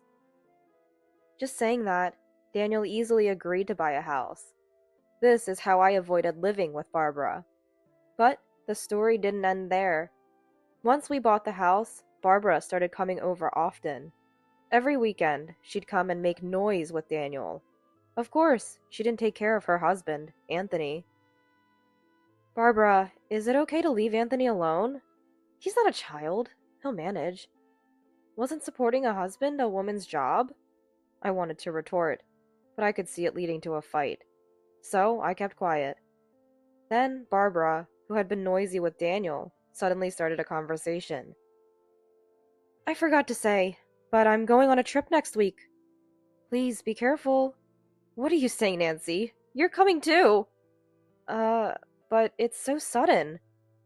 "You're not planning to join the family trip as Daniel's wife?" "But there's work, too." "It's a family trip. Are our in-laws not family to you?" "That's not what I mean." "Then make it happen." "Yes." I couldn't talk back. But that was still the better part. Seeing me troubled, Barbara said in a mean tone, "And book the hotel." I should? Always bragging about working at a travel agency, right? I'm not bragging. So you can do it, right? Where are we going? London. London, where I studied abroad. I still have many contacts there. It might be difficult for other countries or regions, but maybe I can manage London. Okay, I'll try. I have the plane tickets, so just book the hotel. You booked the flight, but not the hotel? I got the tickets. Got them? I exchanged my card miles for first-class tickets. Barbara grinned. Judging by her joy, it seemed true. Then I noticed piles of branded goods on the sofa. I see. I understood. Hearing first class, Daniel leaned in. First class? Seriously, Mom? Yes, it's a first-class trip abroad. Awesome. We will leave at 9:30 p.m., so you can work till the last minute. Barbara was still grinning. It felt odd, but there's no point in lying about going on a trip. I have to properly book the hotel or she'll complain. But it's so sudden. Finding a hotel might not be easy. After some thought, I decided to use my old contacts from my study abroad days to get a hotel referral. I asked over the phone, "Can you do it?" For Nancy's request, sure. 4 people, 2 rooms. Thank you. With that, I successfully booked the hotel. Then, on the day of the trip, it was such short notice that I couldn't take the day off, so I was working. Barbara had told me to meet up at the airport at 6 p.m., so if I wrap up work soon, I can make it. That's what I thought, when suddenly, Barbara called. Hello, Barbara? Nancy, are you done with work? I'm just leaving the office now, so I'll be at the airport after 6 p.m. Oh, that's too bad. Huh? Well, we're actually leaving at 6 p.m. No way. I hurried back to my desk. I searched the flight schedule on my computer. London, London. I found the 9:30 p.m. flight I initially heard about, but there was also a flight leaving after 6 p.m. Could it be this after 6 p.m. flight? Yes. So the family is going without you. If you leave me behind, what about Anthony? You're supposed to be sick. I was furious. How could she plan so thoroughly to leave me out? Unforgivable. But showing my frustration would be playing into Barbara's hands. I had to hide my feelings, even if it meant putting on a brave face. I clenched my teeth and said to Barbara, I'm the one who booked the hotel. So? Daniel knows the hotel name. You can't do anything now. I could hear Barbara laughing on the other end. Annoyed, I said, Go without me then. That's better. We don't need a useless wife like you. Useless? What do you mean? Don't you know? What? You neglect housework for your job. Daniel is complaining. True, I'm busy with work, but I've never slacked off on housework. Why would Daniel complain? Can I speak to Daniel? Sure. Nancy wants to talk. Barbara's mocking voice was followed by Daniel's. Hello, what's up, Nancy? Daniel, what do you mean you're complaining about me? Just that. You're always at work and neglecting me. Neglect? I prepare meals, clean, and do laundry. But you think you're doing it all yourself, right? That's not true. Shouldn't you respect me more? Listen to me? Do things for me? Huh. I know, a wife who supports her husband is valued. It's convenient for the husband. But that's not all there is to a marriage. I never badmouth Daniel in public, always praising him, but not when it's just the two of us. But we need to speak our minds when alone. Otherwise, our relationship would fall apart, and I'd become nothing but a servant to Daniel. Yet, he kept complaining about me. So you think you can act all high and mighty because you earn more? Not at all. Anyway, that annoys me. And you're leaving me behind for that? Yeah, consider it stress relief. I'll bring you a souvenir, so don't worry. That's not the point. Clearly, Daniel was taking me for granted. If that's how it is, I have my own plans. Fine. Enjoy your trip. Will do. Bye. Daniel sounded happy as he hung up. I was livid. I couldn't stand the self-centered Daniel and Barbara. Enjoy your trip without me, but be prepared. Even if you come back crying and apologizing, I won't forgive you. I rushed out of the office with my mobile phone. Hey, hello, it's Nancy. Are you free? I need to talk about that hotel booking. With the trip canceled, I had plenty of time. I'll settle everything now.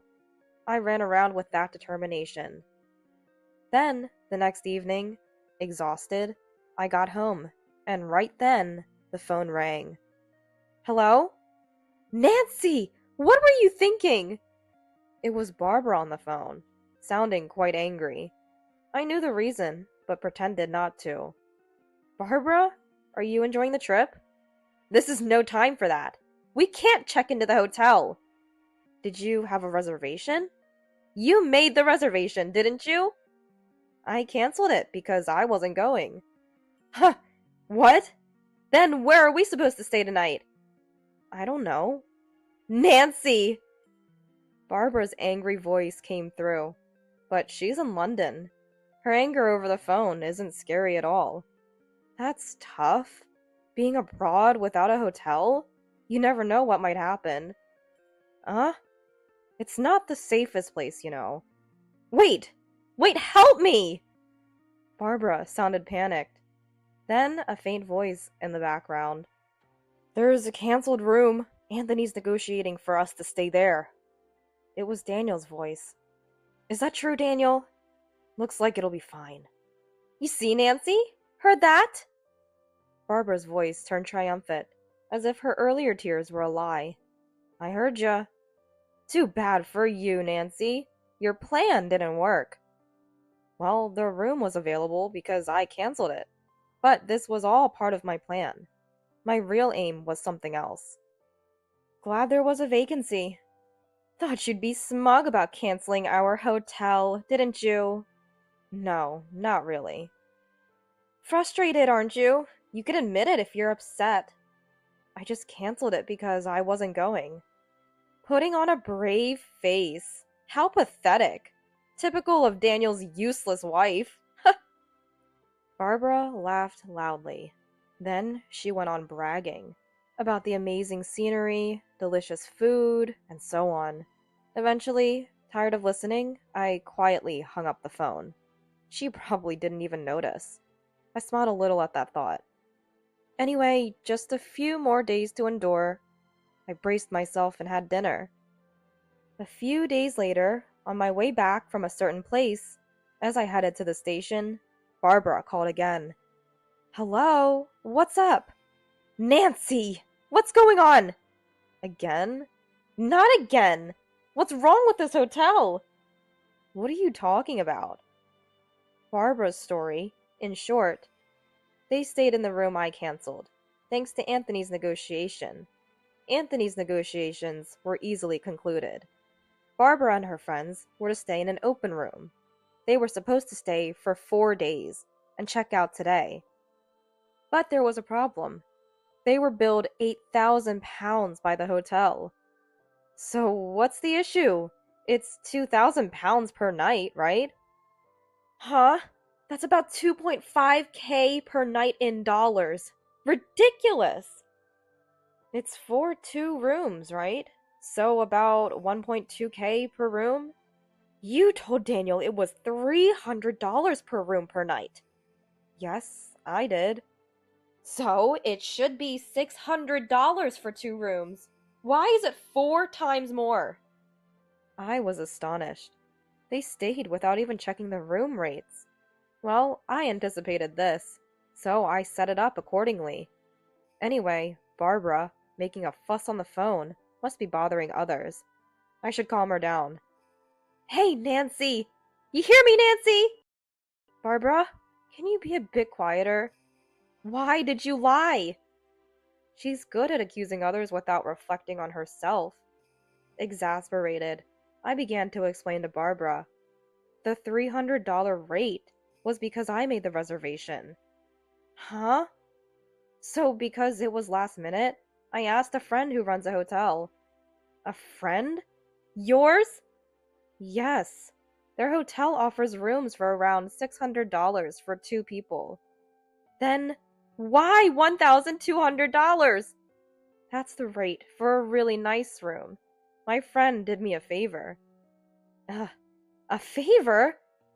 There were no other vacancies, so they arranged a nicer room. So, is this the regular price? Barbara sounded flustered. When I heard from Barbara, there was no time left for the trip. So I told my friend any available room would do. The only vacancy was an expensive suite. My friend kindly gave a discount. Barbara left me behind without asking. I immediately told my friend the situation and got the room canceled. But I couldn't just leave Barbara and the others without a hotel. So I asked to accommodate them at the regular price if they came. I knew Barbara, having heard about the hotel from Daniel, wouldn't check the price. And I was right. Come on, you should have said that. Yelling won't help. Please make sure to pay. We're not paying. Nancy, you pay. But if you don't pay, you'll be arrested. Arrested? Of course. Troubles abroad can be messy. Are you okay with that? Ugh. Barbara seemed at a loss for words. As I was about to hang up, thinking I had won, Barbara shouted, "Don't mess with me! You'll regret this when I get back!" That's fine, but we're strangers now, right? Huh? Why? Well, you said it was a family trip, so since I'm not there, I'm not family, right? That's different! Before she could finish, Anthony's voice came from the phone. What's all this yelling about? Be quiet! It's embarrassing! Anthony? Seizing the opportunity, I called out to him. He noticed and responded. Nancy? Are you okay? How's your cold? I never had a cold in the first place. What? Give me that! It seemed Anthony took the phone from Barbara. His voice grew louder. Nancy, can you explain everything? I can, actually. I told him everything from the beginning. His voice gradually lowered. I see. So that's why you didn't come. I'm sorry. I wanted to go. No, Nancy, you're not at fault. It's Barbara and Daniel. From afar. Hi! I heard a whimper. Barbara and Daniel seemed frightened by Anthony's anger. Realizing this, an idea came to me. Should I tell Anthony what Barbara has been doing? I thought so. So, I turned to Anthony. Anthony, can I tell you something? What is it? Barbara comes to our house almost every weekend. I know that. And when she throws away receipts at our place, there are piles of them. What receipts? For brand goods. It's fine to buy a lot, but please dispose of the receipts at your place. Barbara wasn't just being noisy at our house. She was secretly buying brand goods and disposing of the receipts at our place to hide it from Anthony, thinking she wouldn't get caught this way. Of course, I'm a witness, so it's pointless. But it seemed Anthony didn't know. That's interesting to hear. Also, please tell her to stop bad-mouthing you at our place. She talks about me too? Yes. She says you don't earn much. Daniel too. Calls him a useless dad, I think. Anything else? Well...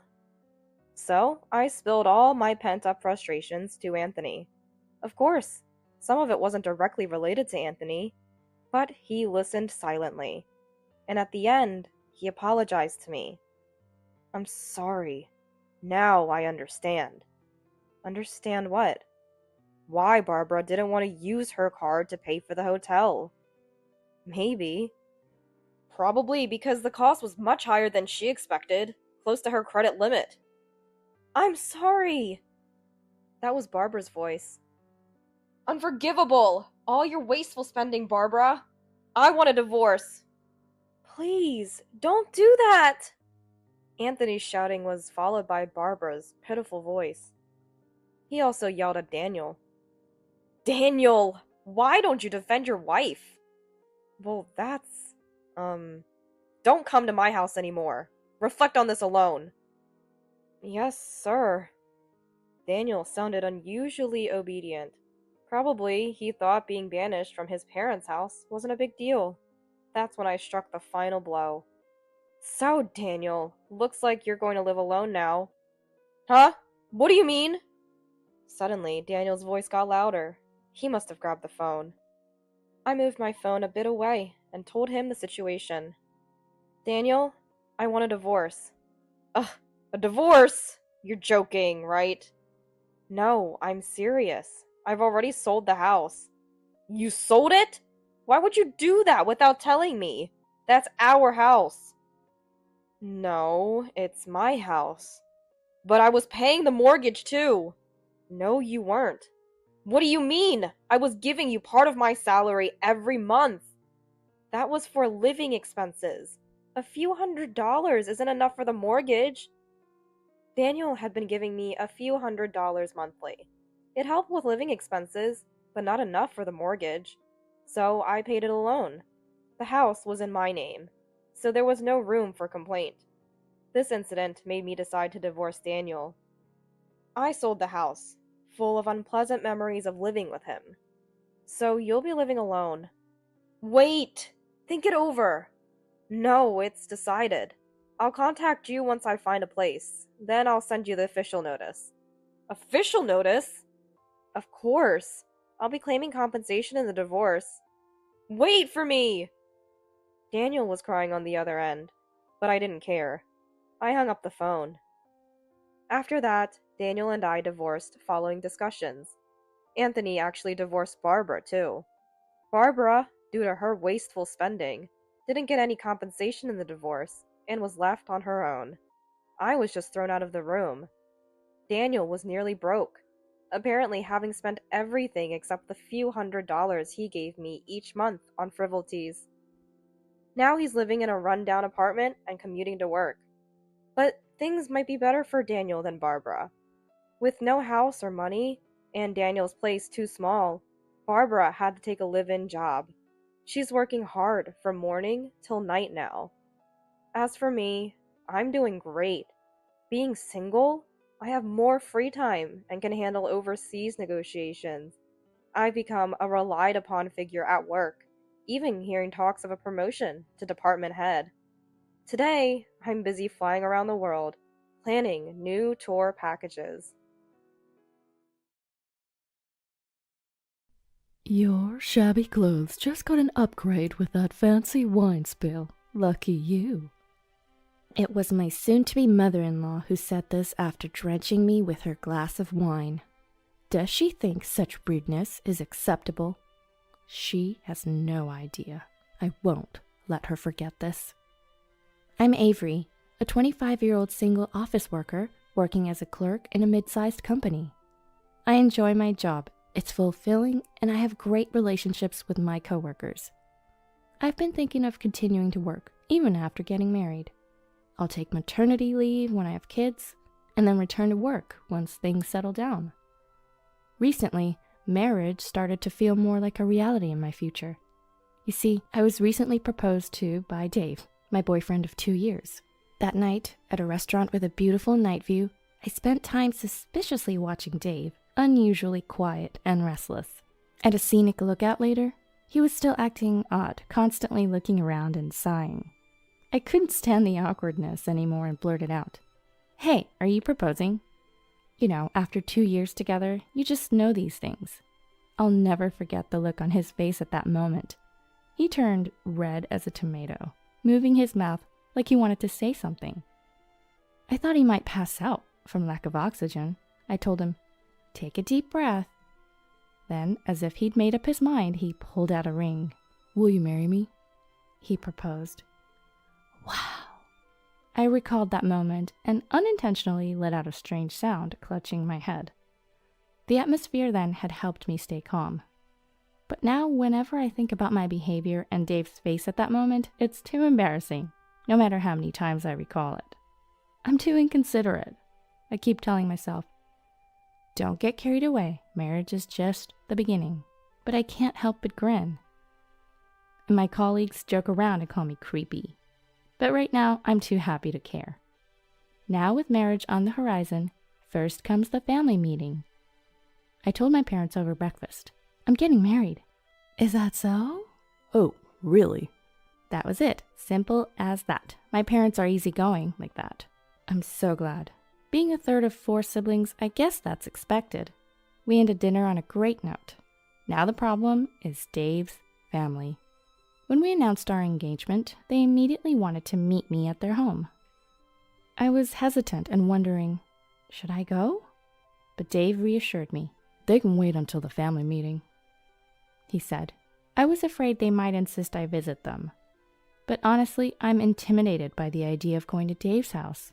After all, Dave is the son of a wealthy family. I only recently found out that Dave's dad, Greg, is the CEO of a well-known major corporation. Will everything be okay? I asked, worried. His response was not reassuring, his face filled with anxiety. Our family is pretty unique, you know. How so? Like I mentioned before, Dad's company, which was started by my great-grandfather, is quite a big one. Yeah, you told me about that. Well, Dad is humble, always saying it's all thanks to our ancestors and the employees, not him. but the problem is my mom, Karen, and my sister Charlotte. He spoke casually, not what you'd expect from a son of a wealthy family. I chuckled and nodded. Really? Anyway, their boasting about being rich is just too much. I went to public schools all the way from elementary to high school. Mom always bizarrely looked down on other parents, saying, "Public schools are for poor people." That's something. Elementary middle school was one thing, but the high school was a slightly higher level public school, which I chose because I liked it. Fortunately, I had good friends and never faced any nastiness. But among the parents, they all talked about how my mother was crazy. It was so embarrassing. What did Karen do? At a PTA meeting, she apparently blurted out to the other parents, "You all are just plain and simple commoners." Oh. I'm just a plain and simple commoner myself. Suddenly, I felt really uneasy. He continued. Charlotte's similar, openly declaring she'll only date celebrities. She left saying she cut off all her school friends because they weren't celebrities. That's quite harsh. That's why I wanted to avoid meeting at home. In a public place, and with your parents there, they'll probably behave.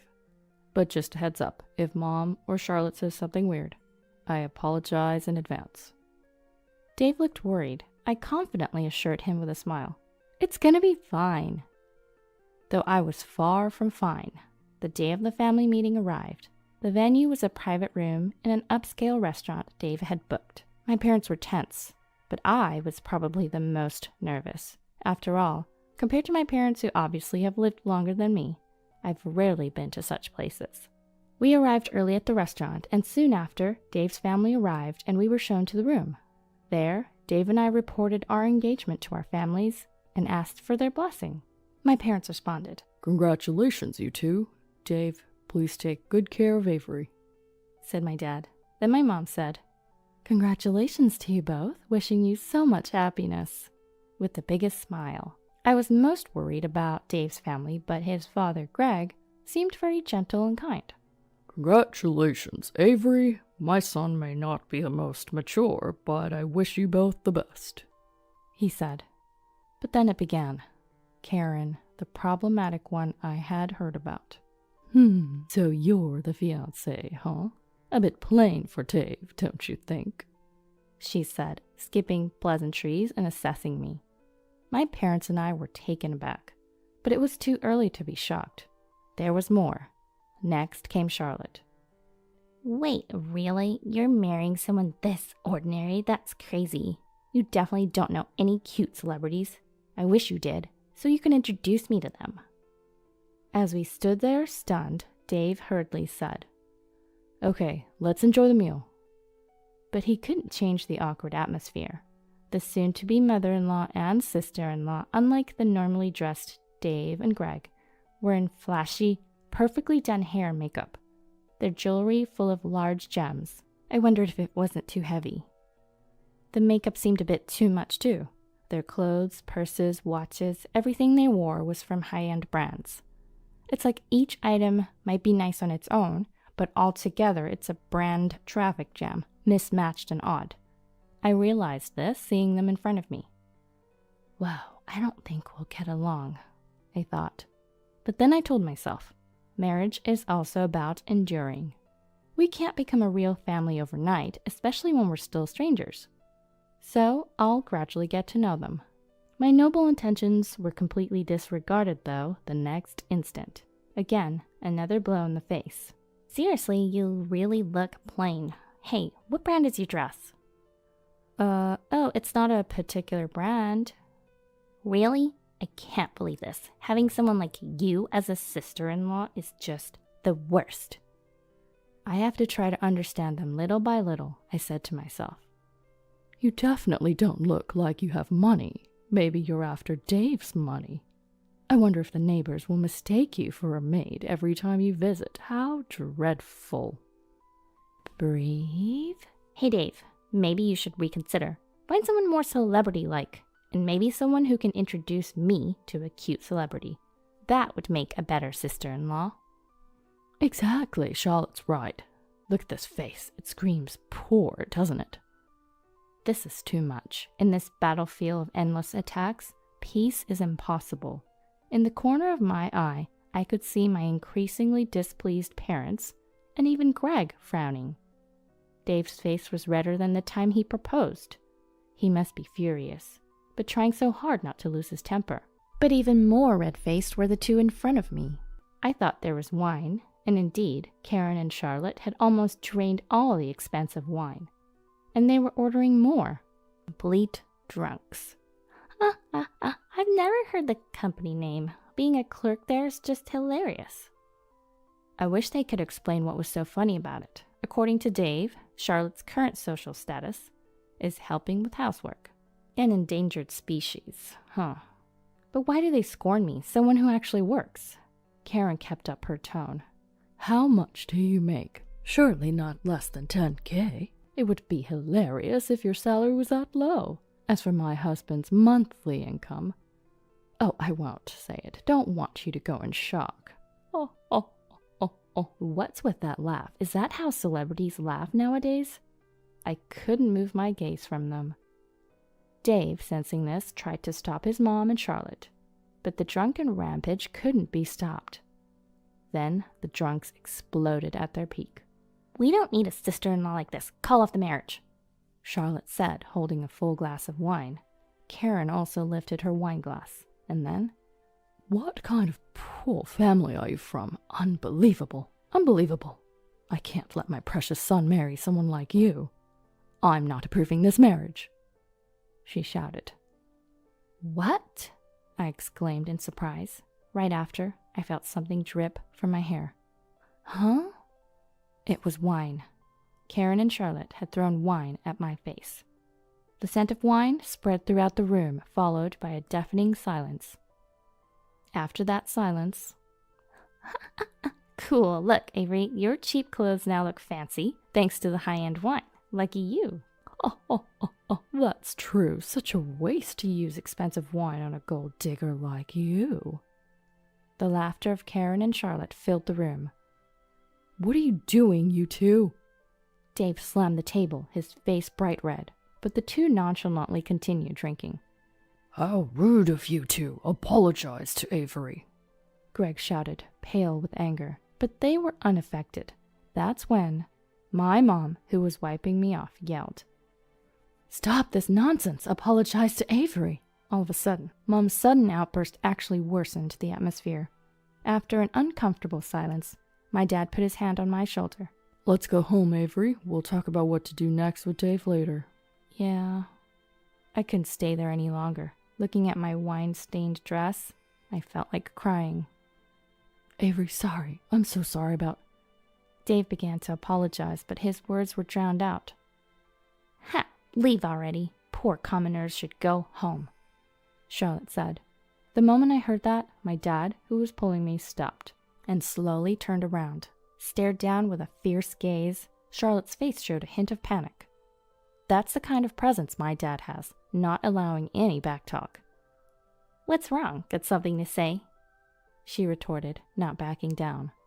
To her, Dad chuckled and said, This is more of a warning or advice. Not that you'll believe it, but I'll say it anyway. What? Do you know how much resentment you've accumulated from people around you? Huh? What are you talking about? I can sense a lot of nasty spirits gathering around you two. Whether they are living spirits or thoughts, I don't know. But you're surrounded by something dark. Huh? What are you talking about? Don't make up crap like that. You think I'd believe that? I'm not asking you to believe me. When something unusual happens, then you'll feel it's convincing. That's all. Something unusual? Charlotte panicked while Dad continued. I can't tell if it'll be an illness or some misfortune, but the results will show soon enough. I've saved many people with this ability of mine. I know many who regretted not listening to my advice and came crying later. Now, let's see what will happen to you two. If it were just those words, Charlotte and Karen wouldn't have believed him. They would have dismissed it as nonsense. But Dad's face, his intense look, and heavy tone turned their faces pale. You're joking, right? I'm real as the wine you threw at Avery. I shouldn't be giving advice to people who treated Avery horribly, but it's hard to ignore the potential misfortune of my soon-to-be son-in-law's family. Their faces turned pale under his presence. Karen and Charlotte started to tremble. Pointing behind them, Dad said, If you know about that woman with curly hair and the one with dyed brown hair, you should apologize to them now. How do you know about them? Charlotte screamed in fear, and with a glance, we left the scene. The day after the crazy event, Dave rushed to our house. He apologized deeply, vowing to cut ties with his mom and Charlotte. This raised his standing in our family. Then a few days later, Karen and Charlotte came to our house to apologize. "We're so sorry."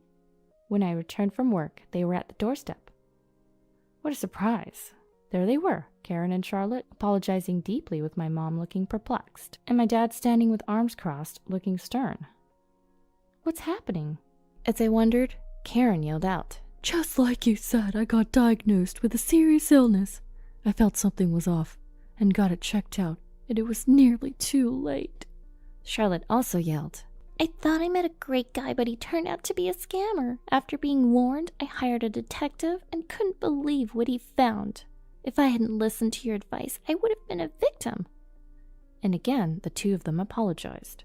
"We're so sorry for our rude behavior," they said in sync. There was Dad, squatting in front of them, looking down at them on the floor. He looked like a delinquent with an e-cigarette in his mouth, then spoke in a very low voice. You two are apologizing to the wrong person. Shouldn't you apologize to someone else first? With that attitude, the bad spirits won't leave, and more misfortune will come your way, you know. Charlotte, in a panic, said, "You're right." Then she turned to me and apologized deeply again. "Avery, I'm sorry. I was wrong. I've learned that money isn't everything in this world." And Karen also apologized again. I'm sorry for doing such terrible things to someone with such an incredible father. I'm now sure you and Dave will build a wonderful family. Maybe your children will inherit his abilities too. I approve of your marriage now. Congratulations. They sure switched gears quickly. What's this all about? It's kind of awkward being apologized to like this. But their apologies kind of feel good. Maybe because they treated me so horribly. I then said, "It's okay. What's done is done. But please go apologize to that restaurant. You messed up their floor." Of course, we've already arranged to compensate for that. Dave and I will get married as planned, but we've agreed not to involve you two anymore. That's all right, isn't it? What? My words seemed unexpected to them. They both exclaimed in surprise. Didn't Dave tell you? You two will be living separately now. What? You and Dave are going to live separately? Of course. No, we will live together. That's not what I mean. Huh? I spoke with Dave and Greg. We decided that you and Charlotte will move out. What? You didn't know? Dave was furious with you and Charlotte, and Greg, agreeing with him, said you'd both be kicked out of the house so you can reflect on your actions. What did you say? Apparently, they really hadn't heard. Greg had apologized repeatedly, blaming himself for spoiling them. He said he would force them to relearn by providing only the bare minimum for living expenses. Avery will have nothing to do with you anymore. He had assured me of that. We didn't know that. So they really hadn't heard.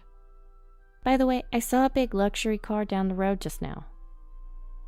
Oh, that's our car. The driver should be waiting inside. It drove off after dropping off some luggage. What? Karen rushed out to the street in panic. There were 2 large duffel bags and a letter. Karen read the letter frantically and then collapsed. "What's wrong, Mom? What did it say?" Charlotte snatched the letter, and her eyes widened as she read. "What? You will live at this address from now on? Where the heck is this? It's 3 bus stops away." "Bus? What?" They couldn't believe what was happening. The letter instructed them to live at the given address. I looked it up on my phone. Oh, it was quite an old building, an old apartment, to put it mildly. Oh, here are the keys to your new home, and some living expenses. That's it? This won't even last half a day. To me, it seemed like a decent amount, enough to live for several months. They were screaming about it not lasting half a day, and Charlotte also collapsed. We couldn't let them sit there forever. In their dazed state, I called a cab, told the driver the destination, and sent them off. They were too stunned to resist. Just before the cab drove off, "You better reflect on your lives. If not, the evil spirits will cause more trouble. Wouldn't want your illness to linger or to remain boyfriendless, right?" Dad said, their faces turned even paler, and they kept shaking their heads vigorously, like bobblehead dolls. Later, the two of them were apparently living in the old apartment, screaming and half crying. Despite begging Greg and Dave, they were turned away at the door. Apparently, they quickly ran out of the money they were given, still clinging to their old, lavish lifestyle. It's hard to suddenly adapt to a commoner's life. Will they ever truly change? Charlotte was young. She should just get a job and not look down on her commoner colleagues. As for me, I got married to Dave. I'm not fond of flashy weddings, so we just had a small garden reception with family and close friends. Even so, dressed in my wedding gown, my parents shed tears of joy, and Dave praised me, saying I looked beautiful. I was as content as could be. Married life has its ups and downs, but we're happily married and doing well. Dave and I share the same views on money, so I have no worries at all. And then we were blessed with a baby. When I went back home after giving birth, I suddenly remembered and asked Dad, "By the way, Dad?" "I didn't know you had a sixth sense. Hey, is there anything around me? I've had terrible shoulder pain lately. Don't they say spirits tend to cling to the left shoulder?" I was a bit worried. To my question, Dad just laughed. What are you talking about? I don't have powers like that. Your shoulder pain is probably just from nursing." "Huh? But what happened to those two was exactly as you said." "That was just a coincidence. It's normal for people to get sick or have boyfriend troubles. Well, the fraudster thing was a crazy coincidence, I admit." "Really? But at the restaurant you mentioned a woman with curly hair and one with dyed brown hair, and they seemed to know what you meant." Then, as if he couldn't hold it in anymore, Dad burst out laughing. "There are so many women with curly and dyed brown hair, you know." "Oh, so that means—" "It was clear those two were quite disliked. They probably had many women with burnt hair and dyed hair in their minds." I was stunned to see Dad laughing so hard, and the baby in my arms was smiling like an angel, seemingly amused by Dad. "I'm telling you to get out." In front of me, my husband glares at me with utter contempt. I instinctively touch my stomach gently. I've given birth to 3 daughters with my husband, but what he always wanted was a son. I still remember how, after giving birth to my eldest and second daughters, he said the next time it had to be a boy. When our 3rd daughter was born, he even left the naming entirely to me. I felt like sighing at the thought of divorce. My husband mocks me. "Don't worry about a successor. There's already someone else who will bear me a son." My name's Anne, a stay-at-home mom. I just turned 40 this year. I currently live with my husband Tom and our 3 daughters. It's been 3 years since I gave birth to our 3rd daughter. I decided to start working this month. It's because we can't afford to let our 2 older daughters continue their extracurricular activities on my husband's salary alone. I decided to work for the sake of our 3 children. Fortunately, I quickly found a job and now contribute to the household expenses. But lately, my husband has been nagging me about taking care of his elderly parents. "I'd appreciate it if you could quit your job to take care of my parents, Anne." "That's impossible right now." "Why? We can live well enough with luxuries on my salary, can't we?" "I haven't indulged in luxury even once. I'm working because your income alone isn't enough to afford the girls' extracurricular activities." "They don't need to do any extracurriculars, right? It's fine not to learn anything." This is how my husband always grumbles at me. So when he starts talking about this, I've learned to brush it off. "Are you listening, Anne?" "I get it. I'll try to help out as much as I can. Honestly, I'm not fond of my in-laws. I don't really want to help with their care. But my husband and I live near his parents' home. We decided to start our married life in an apartment near his parents' house as he suggested when we got married. Back then, I didn't know their true nature and casually agreed. I'm sure that'd be convenient for both parties. But I soon came face to face with the reality. It was about 6 months after our wedding. Jane asked me to help tidy up so we could place a large table she bought for gatherings at their house. At my in-laws' house, I'm treated like a maid. Put this here, tidy that up, serve coffee. As a newlywed, I couldn't handle them well and followed their instructions. Because of this, every time I visited, they treated me worse. Every visit, I'm treated like a maid, forced to listen to their endless boasts and struggles from the past, and finally, "Hurry up and give birth to a boy to be the successor," they'd say. My husband, who said he wanted children, would add, "Of course, a boy would be better. If it's not a boy, there's no point in having a child." Even when I was pregnant, all they cared about was the baby's gender. When they found out the first one was a girl, they insulted me, saying, "One girl might be convenient to have around." How heartless they were to me. When they found out that both the second and third were girls, too, my in-laws blatantly lost interest in my daughters. They never paid any attention to them, only saying, "Next time, give birth to a boy." Why is the house so untidy? There's no rambunctious boy playing around. Always busy, yet you can't even clean properly. Is it your laziness why you can't have a boy? All these girls, and they'll just leave home when they get married. Instead of wasting time on them who won't be successors, you should be devoting yourself to us. These are supposedly their own grandchildren, and how could they say such words? I never wanted to go to their house, yet I had to endure such treatment. I've talked to my husband about keeping distance from his parents many times, but he never understood. The house being messy is a fact. Girls are supposed to read quietly and play, right? But look how they've scattered things. It's your job to do the housework and childcare. It's absurd to say housework and childcare are solely a wife's job when both of us work and have to raise children. If you use work as an excuse, then just quit and become a full-time housewife. If you can't, then my mom's right, isn't she?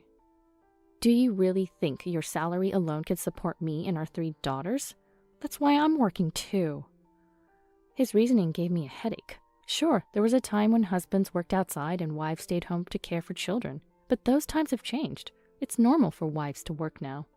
Refusing to accept this challenge while insisting that housework and childcare are still solely the wife's responsibility is ridiculous. No matter how much I tried to convince him, my husband never changed. Mom's right. Dad's way is the correct one. Every time he said that, thoughts of divorce crossed my mind, but my daughters, oblivious to all this, are attached to their father. Only my eldest, a middle schooler, seems to have some reservations about her dad. Being in her teens, she doesn't interact much with him. But watching our youngest daughter innocently laugh and ask for a hug from her dad, I couldn't bring myself to divorce. 3 months passed since then. Suddenly, my husband started coming home late more often. I asked him when he returned one evening, "Tom, you've been coming home late recently. Is something happening at work?" "No, just today. A colleague made a mistake, so I had to stay late. Don't worry about it." Initially, I believed what my husband said, but as his late returns became frequent, I questioned him again. He started saying things like, "I was delayed by client entertainment," or "The meeting with the client ran long." While I started to suspect his behavior and actions, I couldn't gather the courage to confront him, not wanting to take their beloved father away from the children. I began to act as if his late returns didn't bother me. 6 months have passed. A colleague at work told me she saw my husband walking in the downtown area with a young woman. I told her that my husband was at work, so it couldn't be true, but she insisted she couldn't have mistaken him. She and I are close. Our children are of similar ages, and we often go camping or have barbecues together on weekends. She always gets along well with my husband whenever they meet, so I knew she couldn't have mistaken him. But even knowing this, I still wanted to believe in my husband. "Shouldn't I approach him next time I see him?"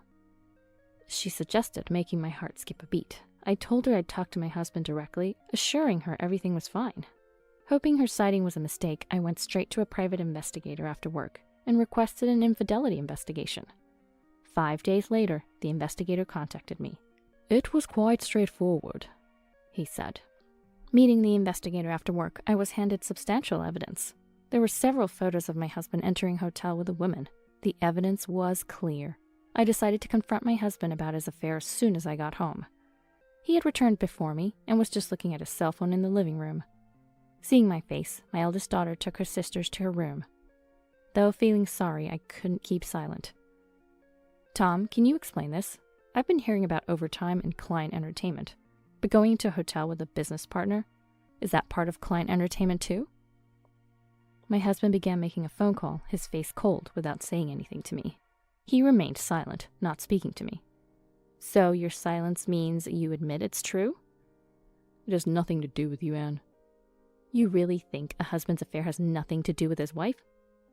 It doesn't concern you. No matter how many times I asked, my husband repeated that it had nothing to do with me.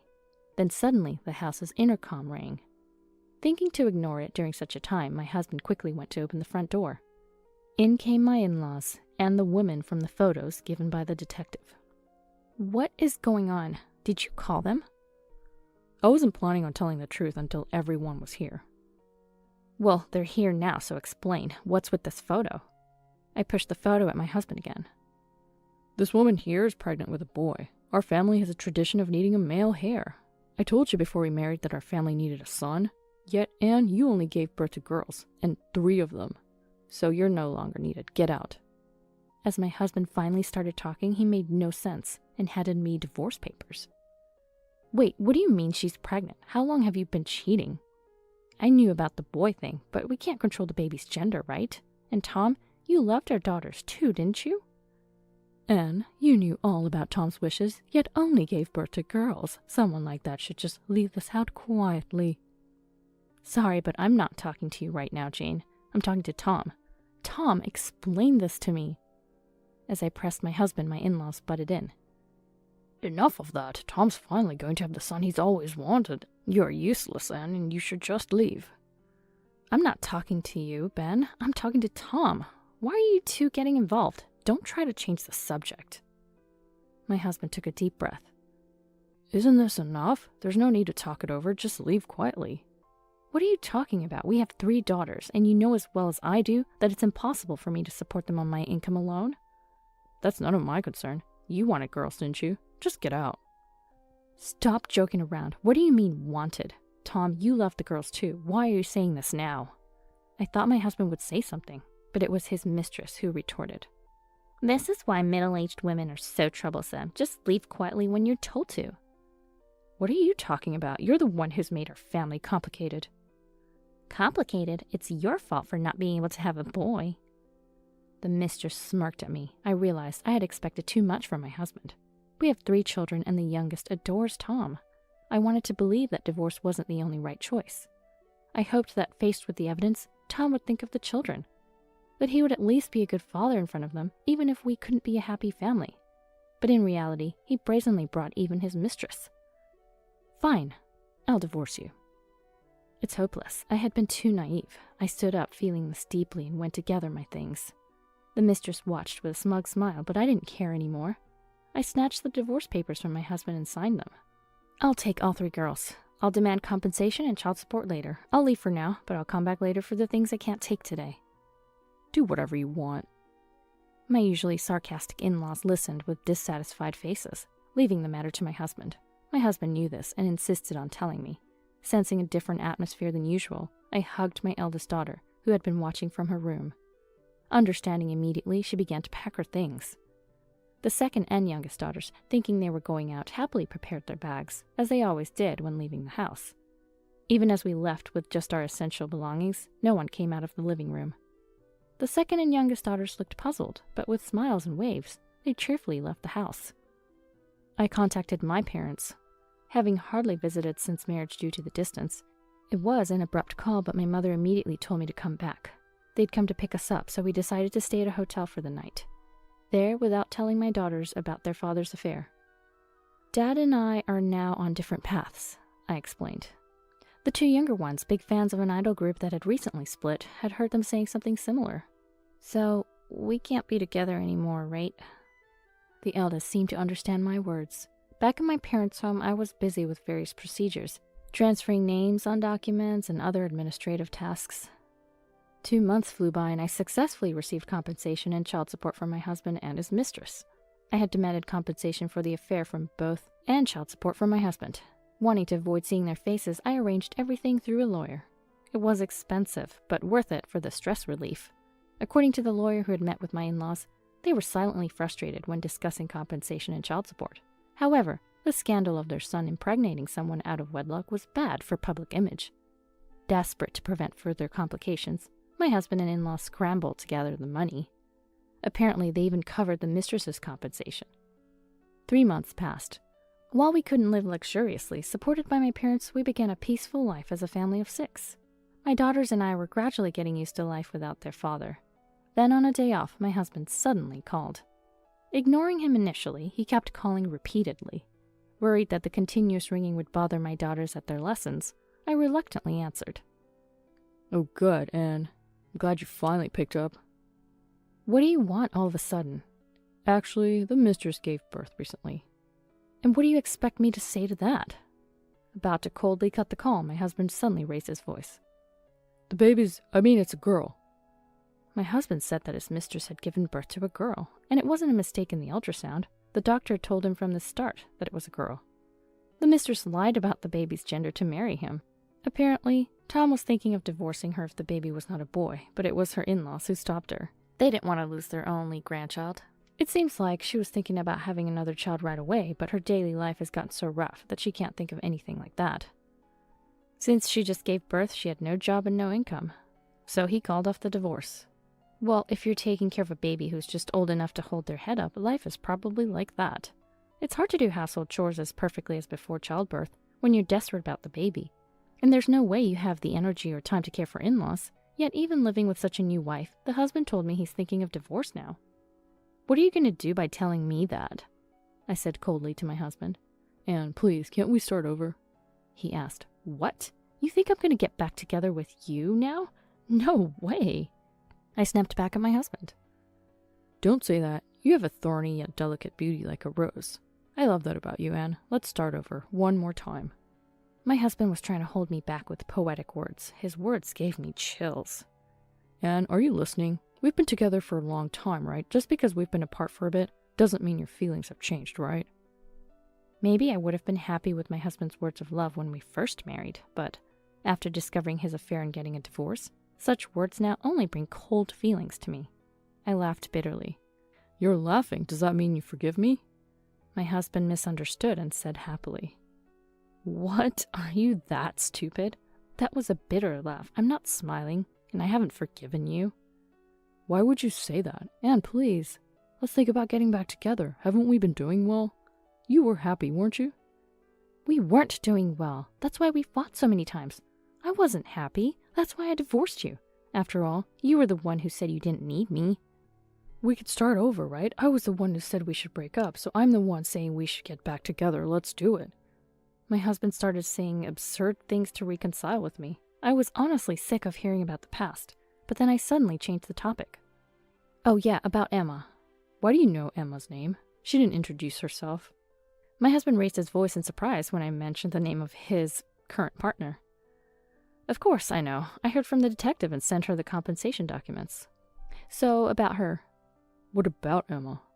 I was just wondering who she's targeting next. She has a hobby of meddling with happy couples or married people and breaking them up. Now that I'm divorced from you, I was thinking who her next target would be. My husband said nothing. Maybe he was speechless, mouth agape. I explained to my husband about this woman, Emma. Emma has been very cute since she was young, always surrounded by various people. Her father was the president of a company, adored her, spoiled her, and bought her anything she wanted. Because she could get anything, stealing from others became her hobby. As she grew up, her targets for stealing became boyfriends, fiancés, husbands. Stealing was her hobby, so once she got them, she would easily dump them. When I introduced her social history as investigated by the detective, my husband's voice trembled. What the hell? Why are you telling me this now? If you told me when we were divorcing, I wouldn't have gone through this. At that time, all you said was get out. You didn't even listen to my side of the story, so I did what you told me to do. Besides, a woman who approaches a married man knowing he's married can't be a decent person, can she? Don't talk like that. It's unfair, Anne. You make it sound like I'm the bad guy. If you had explained properly at that time, things would have been different. My husband suddenly spoke in a dejected tone, playing the victim. His words angered me, and I lashed out at him. What are you saying after you've cheated on me? It's not that you're like the bad guy. You are the bad guy. Why don't you just live your life however you want? I don't care anymore. To my words, my husband suddenly spoke in a gentle voice. Anne, it's going to be tough raising 3 daughters on your own, right? I'll take at least one of them. Give me one of the 3. It'll be easier for you. 2 kids are enough, right? The content of his kind words was so disgusting it made my head spin. What does he think of our daughters? I would never send them to live with such a man. My husband and his parents don't truly want to live with my daughters because they love them. He speaks as if any of them would do, as if they're not even people. I can only see a future where they're crushed by my husband and his parents. As they grow up, I know they'll be treated terribly, just like I was. So I flatly refused. Stop joking around. I will raise my daughters properly. Don't be like that. Kids need their dad, right? My husband said, trying to justify himself. A father who barely took part in raising them and cheated doesn't deserve custody. I spoke firmly, not to give him any false hopes. It's up to the daughters whether they want such a dad. They're too young to decide for themselves, so I'll take responsibility and raise them. I said angrily and hung up the phone on my husband. I don't know if it was because I blocked him, but I never heard from him again.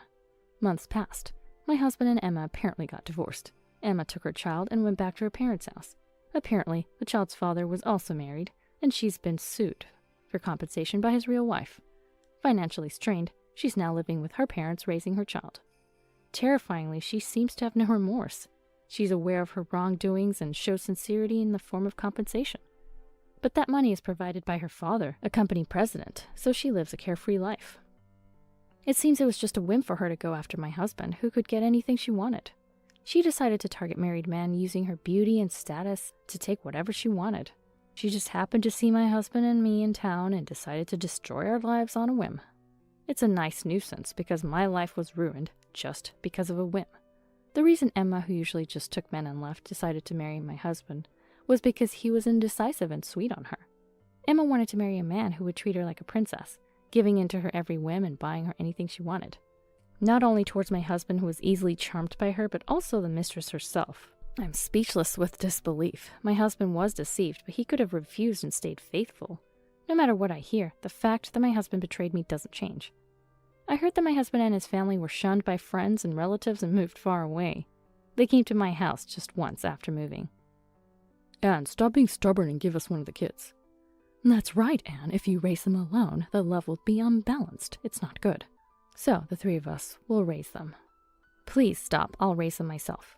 Maybe they thought they could take the youngest. The three of them came with awful expressions, trying to take her away, but I resisted desperately. You can't handle it, Anne. You can't raise her while working. Hand her over. Anne, it's pitiful. We'll take care of her. Don't worry. No matter what I said, they wouldn't listen. Stop. Don't take her away. That's kidnapping. My third daughter screamed loudly, and I shouted just as loudly. Residents nearby heard our cries and gathered, quickly restraining the three of them. Soon after, the police arrived in response to the call and took the three away. I thanked the neighbors repeatedly and was relieved about my daughter's safety. After that, the three of them received a restraining order, but I'm considering moving because of this. Just having a restraining order isn't enough to feel safe. As long as they know where we are, it's not strange to think they might come again. I feel sorry for my parents living with us, so I discussed moving with them. They agreed, saying it would be a nuisance if we were followed forever, and decided to sell the house and move with us. Still, I feel sorry that my daughter's environment has to change so often. Yet, just seeing their smiling faces and healthy growth is healing. I decided to move to a new place to protect them. Shortly before moving, I received a call from an unknown number. Thinking it was the moving company, I answered, but it was surprisingly Emma. Summarizing her sobbing story, she apparently got involved with too many men and contracted a serious disease. She cried, asking for the money back for her treatment, but I responded coldly. Don't you have a wonderful husband? Or somebody who buys you everything? I don't have anything to do for you. I cut her off without really listening to her response. I blocked her number right there and bought a new cell phone, ensuring I wouldn't receive any more calls from Emma. I planned to keep working hard, repaying my parents for their support, and ensuring my daughters grew up healthy and happy.